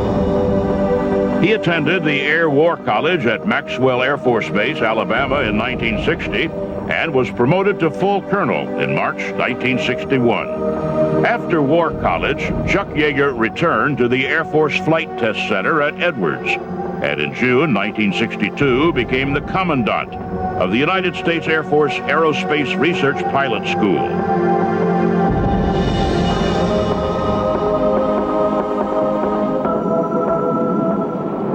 Engine is used at carefully calculated intervals to boost acceleration. When the aircraft nears the apex of the zoom maneuver and reaches an altitude at which dynamic pressure becomes too low for conventional aerodynamic controls, the reaction controls are activated. At the altitudes attained by the NF-104A, he enjoys a unique view, a byproduct of his mission. The sight is familiar to the astronauts, and now, because of the Zoom flight program, to these future astronauts in training at the Aerospace Pilot School. As well as future experimental aircraft test pilots.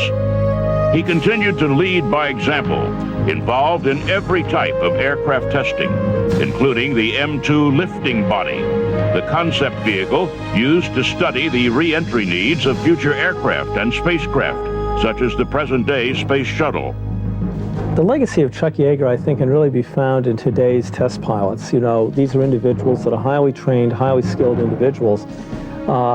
There has been talk about the so-called right stuff.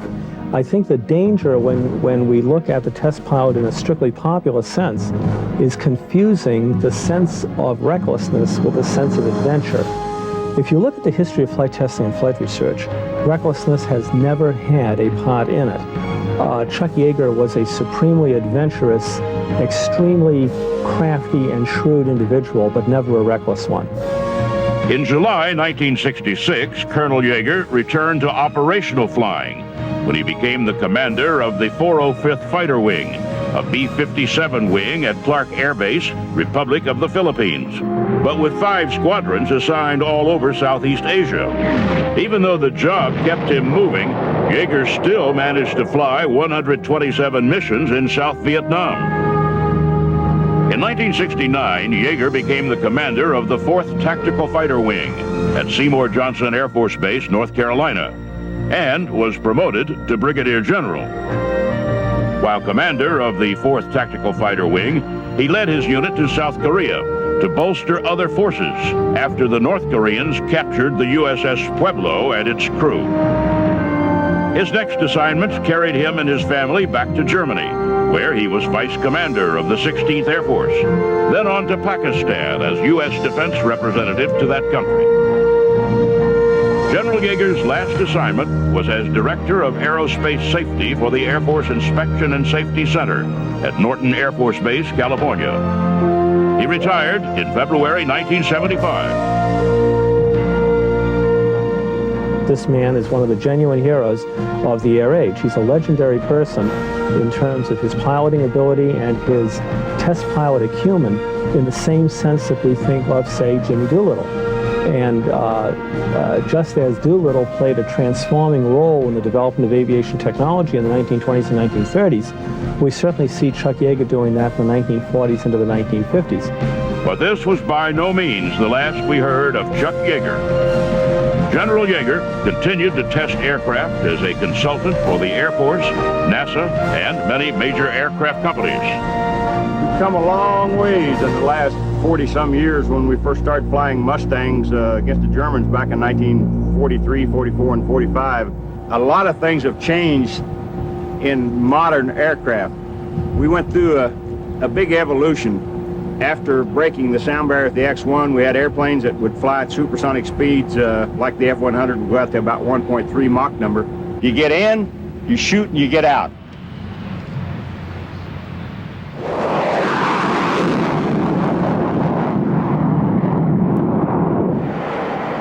30,000 feet at about 0.95 Mach, and going AB now.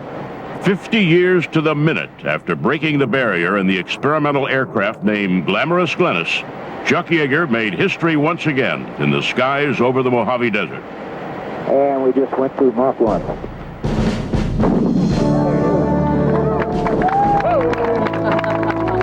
This anniversary of supersonic flight was about more than just a machine and the speeds it reached above Edwards Air Force Base. This anniversary was instead a time to honor a man who had the courage to fly into the unknown. This anniversary also signaled the end to a test flight career for General Yeager. What I can say is that what I am, I owe to the Air Force. Chuck Yeager did it all in airplanes and research flying. An ace in World War II, the first to break the speed of sound, he won nearly every aviation award available, received a special Peacetime Congressional Medal of Honor, and was the youngest person ever enshrined in the Aviation Hall of Fame. And for this, he is a legend of air power.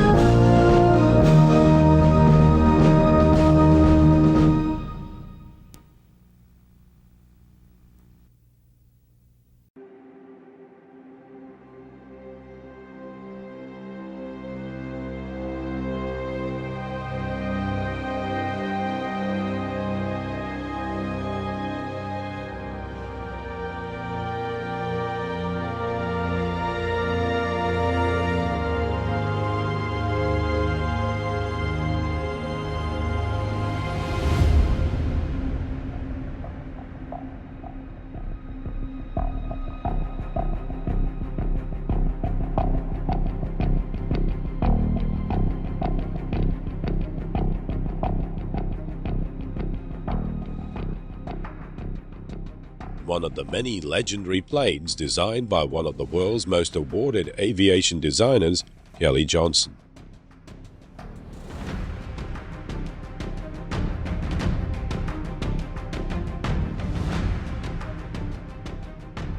From Kelly's initial concepts in 1952 through the painstaking development, then wonder what could have been after the last 104 was produced in 1983. Production run that lasted over 30 years.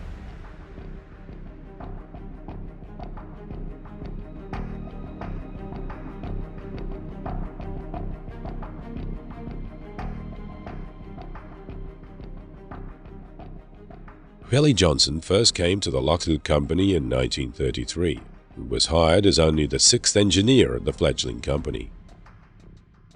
He'd come to the notice of company engineers when he was supervising the wind tunnel testings at the company's Electra at the University of Michigan. His insights and constructive concepts on the Electra and subsequently the Hudson bomber led to his rapid rise in the company. The Hudson bomber Kelly single-handedly designed at the age of 29 was then redesigned to meet the British specifications in a number of days in his hotel room to seal the Lockheed order, which eventually ran to 3,500 planes. Kelly's listed achievements is stunning, such as having input in over 40 of the world's most renowned aircraft, and over half of these were his original design.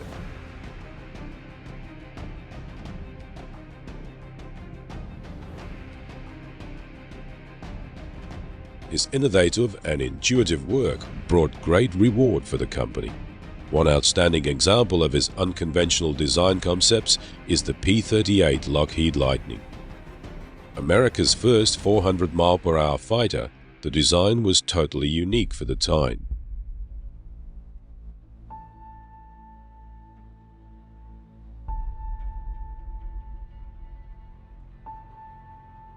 Two-engined, using liquid-cooled inline instead of radial engines, tricycle landing gear, overwhelming operating ranges and payloads, yet able to outmaneuver many single-engine fighters.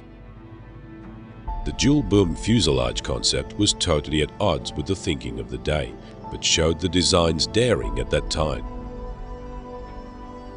After significant testing and development and several years of operation, the P-38 became an amazing fighter by any consideration. It could fly farther, faster, at a greater height, and carry much more payload than any other fighter. After the war in the Pacific, the drive to develop military aircraft took a sidestep in favor of domestic planes and development of jet engines. However, with the onset of the war in Korea, the sheer numbers of the Russian MiG-15 shelved many with the state of the Russian planes' development. The American pilots flying their Sabres, who were used to their air superiority, were being increasingly pushed in the air war by the MiG-15s. At Lockheed, the direction of future projects had been varying between using the existing engines in lighter planes or heavier, more powerful planes based on the concepts of new jet engine. Kelly Johnson, on his visit to Korea, was left in no doubt about the requirements for the next step forward. The American pilots he'd spoken to were demanding a plane with vastly better speed, height, and climb parameters. With the need to be higher, faster, and to be there quicker, Kelly's decision was for a lightweight fighter designed for high subsonic cruise and high supersonic combat speeds. Almost immediately, the most controversial point of the 104's design was decided upon: its incomparably small, thin wing.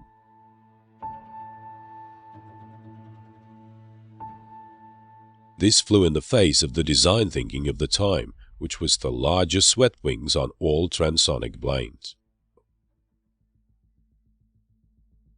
Soon, many wing designs of this concept were being wind tunnel tested. Then, more unconventionally tested, bolted onto Army 5-inch rockets. These proved to be a very valuable tool for the testing of not only the design's limitations of shape and construction, but also the stresses speed and acceleration would cause at lower altitude.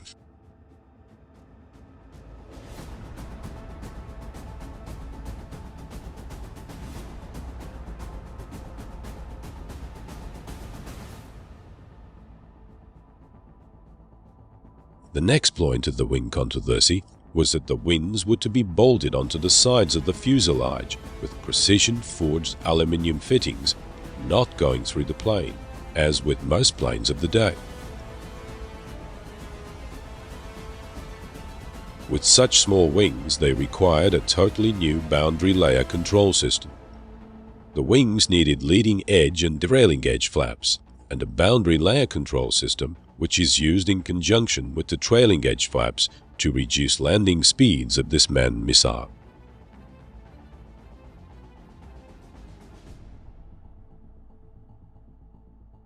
The first step in the manufacture was the building of the model fuselages in full scale and the creation of the jigs to cradle the entire plane.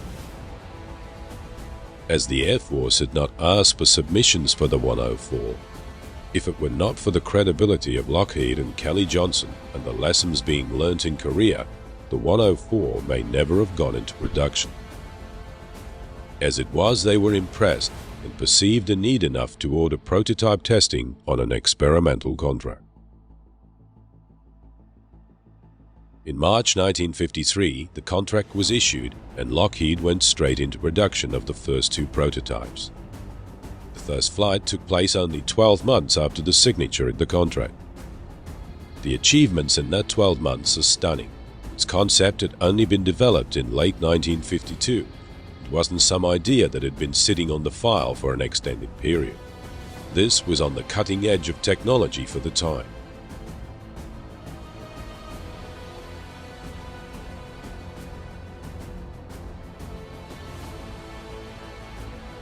On March 4, 1954, the 104 made its first official test flight. After an extensive testing sequence at the flight controls, the test pilot, Tony LaVia, took to the air for the first time.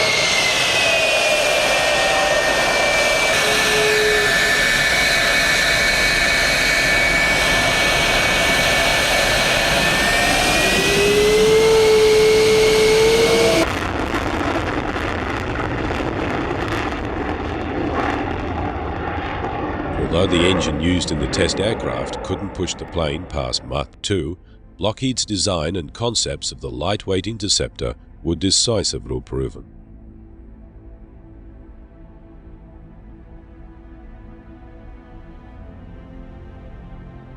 In spite of the prototype's tests not achieving the airframe's Mach 2 speed, the US Air Force placed an order for 15 more planes and uprated power plants as F-104As. In April of 1955, one of these broke the Mach 2 barrier.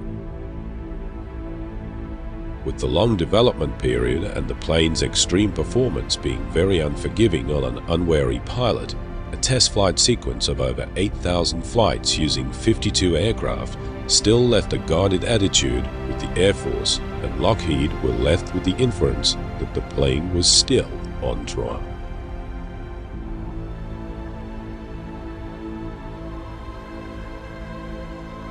The contracts issued were the first to be on a fix-then-fly basis. Previously, the Air Force would assume some of the testing itself. With the cutting-edge technology of the 104, the responsibility was returned to the manufacturer. This is now the accepted practice. The 104 concept arrived at the overlap of two technology ages, which meant that almost all of it was untried. One of the best examples of this is the Vulcan M61 cannon. 6 foot long and 308 pounds in weight, mounted on the nose, it could fire 6,000 20mm cannon shells in a minute. The 6 rotating barrels, firing one at a time, emitted a high rate of fire, while at the same time reducing the problem of barrel wear and heat generation. It also virtually eliminated the problems associated with recoil. Being driven electrically from the plane reduced the problems of corrosion and fouling. At the time, it was the fastest gun of its kind in the world.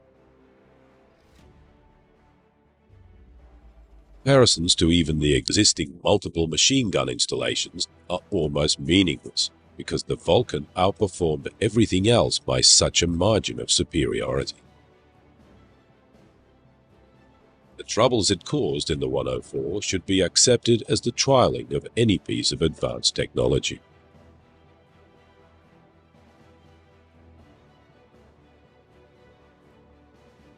At first testing of the gun, the pilot, Tony LaVia, after a perfect initial test, proceeded to the second pass.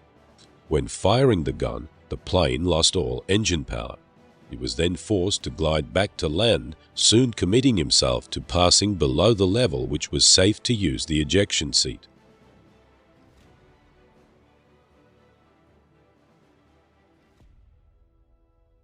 After his hair-raising landing, it was confirmed that the gun had caused the problem.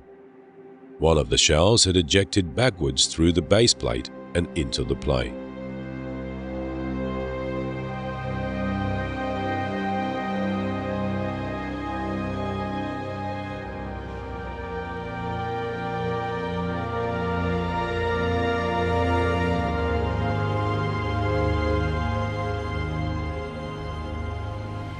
With the sheer performance of the plane and its weapons expansion and wider tactical capability, it was now the yardstick by which all others were measured.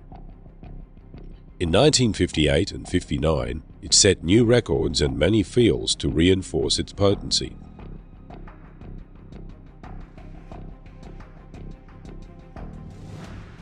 Even when the new F-4 Phantom II broke some of its records, the 104 went out and reset them again outside the F-4's capabilities.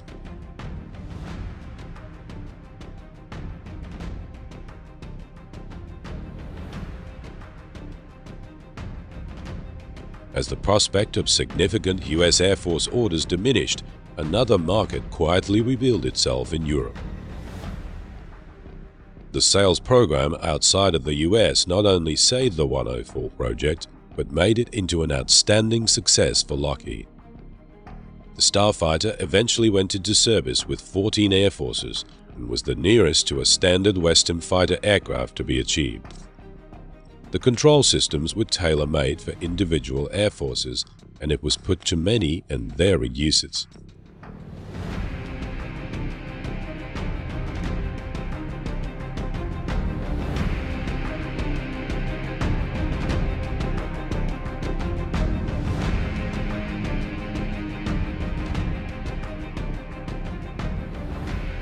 One design that saved the 104 was the two-seat variant. US fighters usually included a two-seat version for reconnaissance or training. The Starfighter was no exception.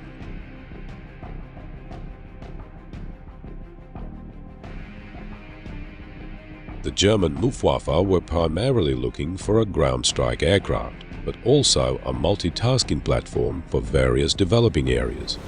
The twin-seat variant was particularly appealing to them.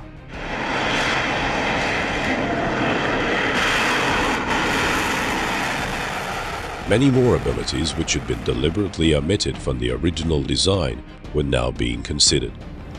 As the NATO alliance was seeking to standardize their air forces, the German order was seen as opening this market to Lockheed.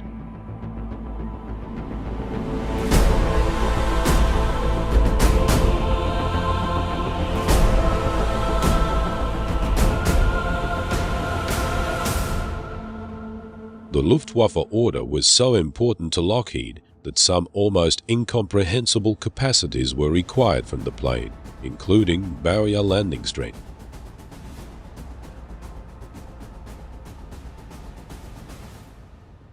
The Starfighter itself held no problems in coping with enforced rapid deceleration, but the challenge to the pilots was another thing entirely. The whole concept required courage and nerves of steel in bringing it to a successful and safe conclusion.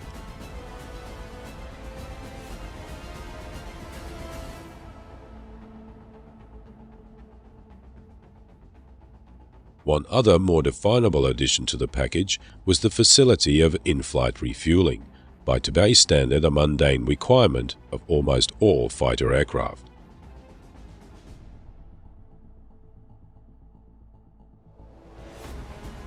Extensive trial and error testing and retesting of the new technology in various forms from myriad tanker aircraft delivered the ability and vastly extended the operational range of the Starfighter.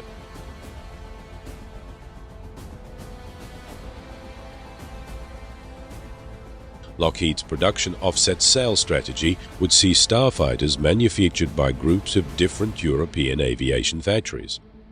This was the clinching factor in the sales campaign, as it would provide a much-needed boost to the ailing European aviation industry in general. The competition for the contract was very serious, and some of the other competitors were very good aircraft. But by the time it was over, the 104 proved itself to be the outstanding aircraft in the competition.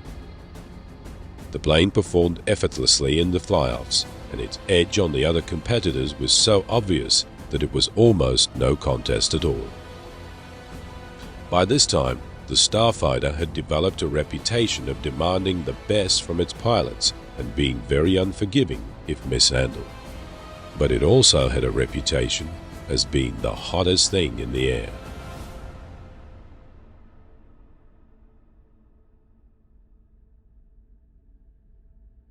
A well-maintained 104 in the hands of a trained pilot had very few problems, but in the hands of untrained personnel, many accidents occurred.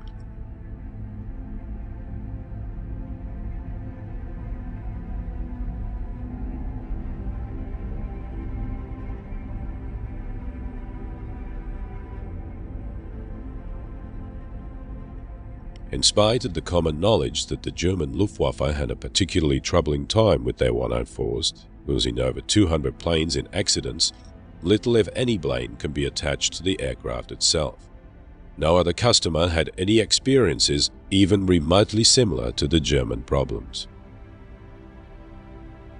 The customer air forces developed many different roles for the 104. In fact, some aspects of the plane were still under development when the last ones rolled out in 1983.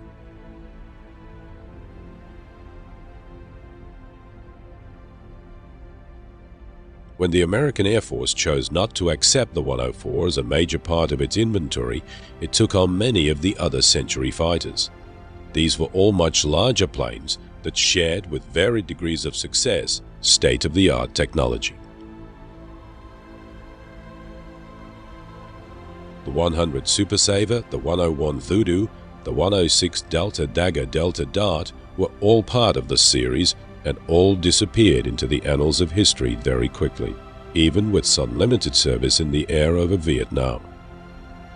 Each of these planes, as fighter interceptor aircraft, took on the guise of a roving missile platform, although with time, each was developed into other varied roles.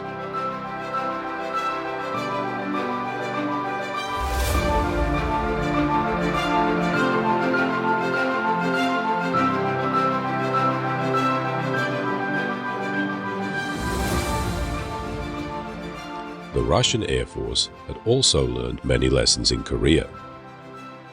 Their outstanding MiG-15s had now developed along very different lines to the Americans and had become the MiG-17. MiG-17 was built to be a short-range interception fighter with very high performance, rate of climb and turn. The MiG-17s were in reality an updated MiG-15 with more swept wings and better handling.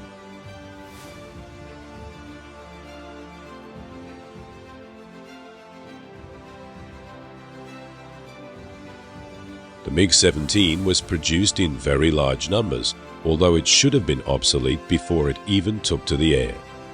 But it proved a very effective plane in the air over Vietnam in the mid-60s.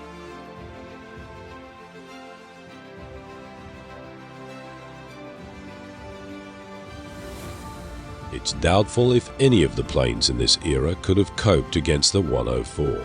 Even today's more modern planes would have some problems with the performance of the 104.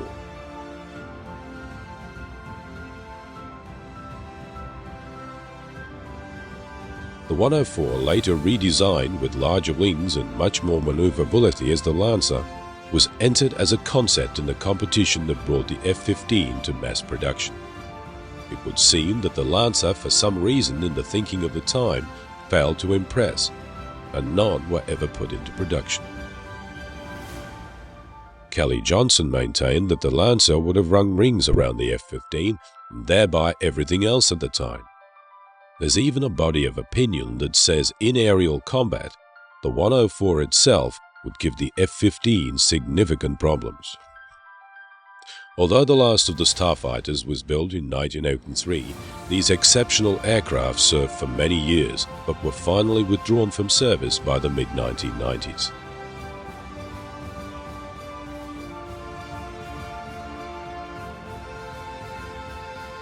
The only variant still surviving is the F-104S, built under license by Alenia in Italy, for use in Italy and Turkey.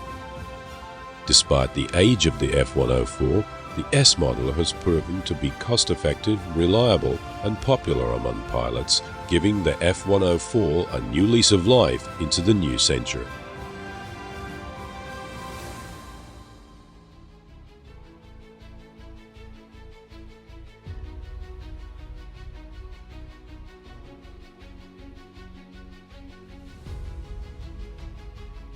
The attention to detail and scrutiny of the plane through its long development is without precedent, and it set the ground rules for today's methods and technology of testing. These areas have never been the same since.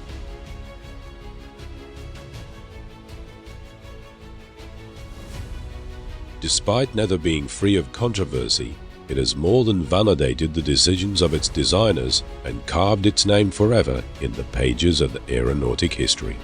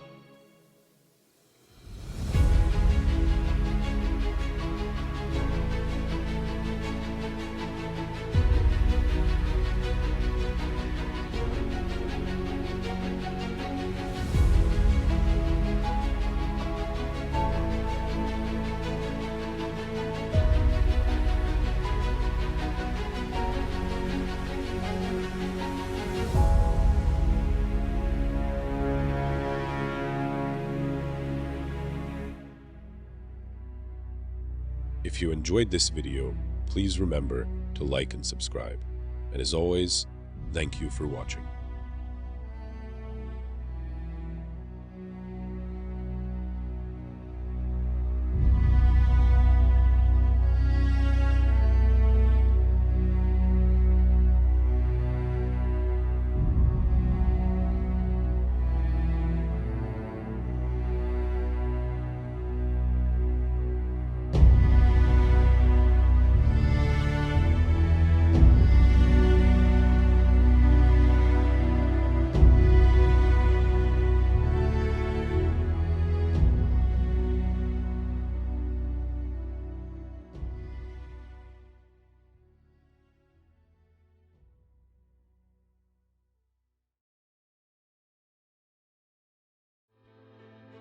Aviation, the art of aeronautics, began with the dreamers, inventors, and daredevils who dared to defy gravity.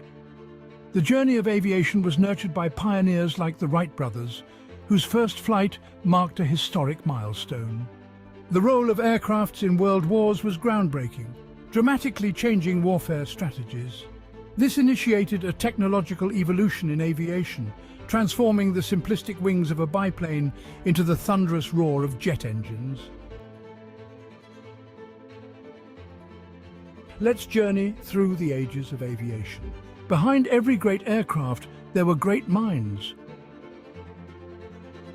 These visionaries, like Sir Frank Whittle, the innovator of the turbojet engine, redefined air travel. Then there's Skunk Works' Kelly Johnson, the genius behind the SR-71 Blackbird. His designs combined speed, stealth, and power, crafting machines that dominated the heavens. The contributions of these pioneers have left an indelible mark on the canvas of aviation, shaping the course of history and inspiring generations of engineers and aviators. Each epoch in aviation history gave birth to extraordinary aircrafts, each with their own unique features and roles. The Lockheed SR-71 Blackbird was a marvel of speed and stealth.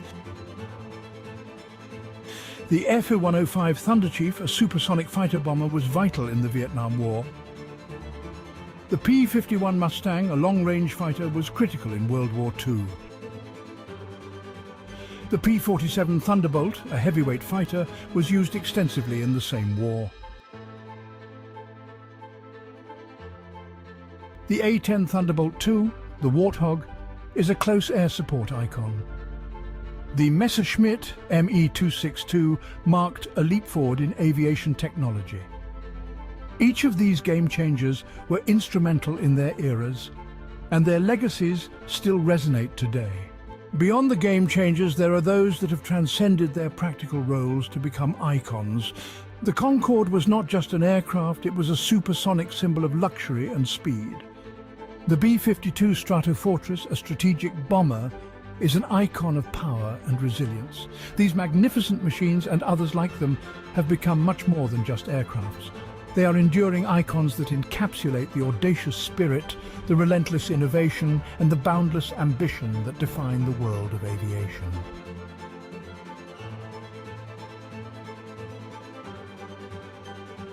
For more amazing aerial footage, and to join us in this incredible journey, check out the DroneScapes YouTube channel. If you enjoyed this video, please remember to like and subscribe. And as always, thank you for watching.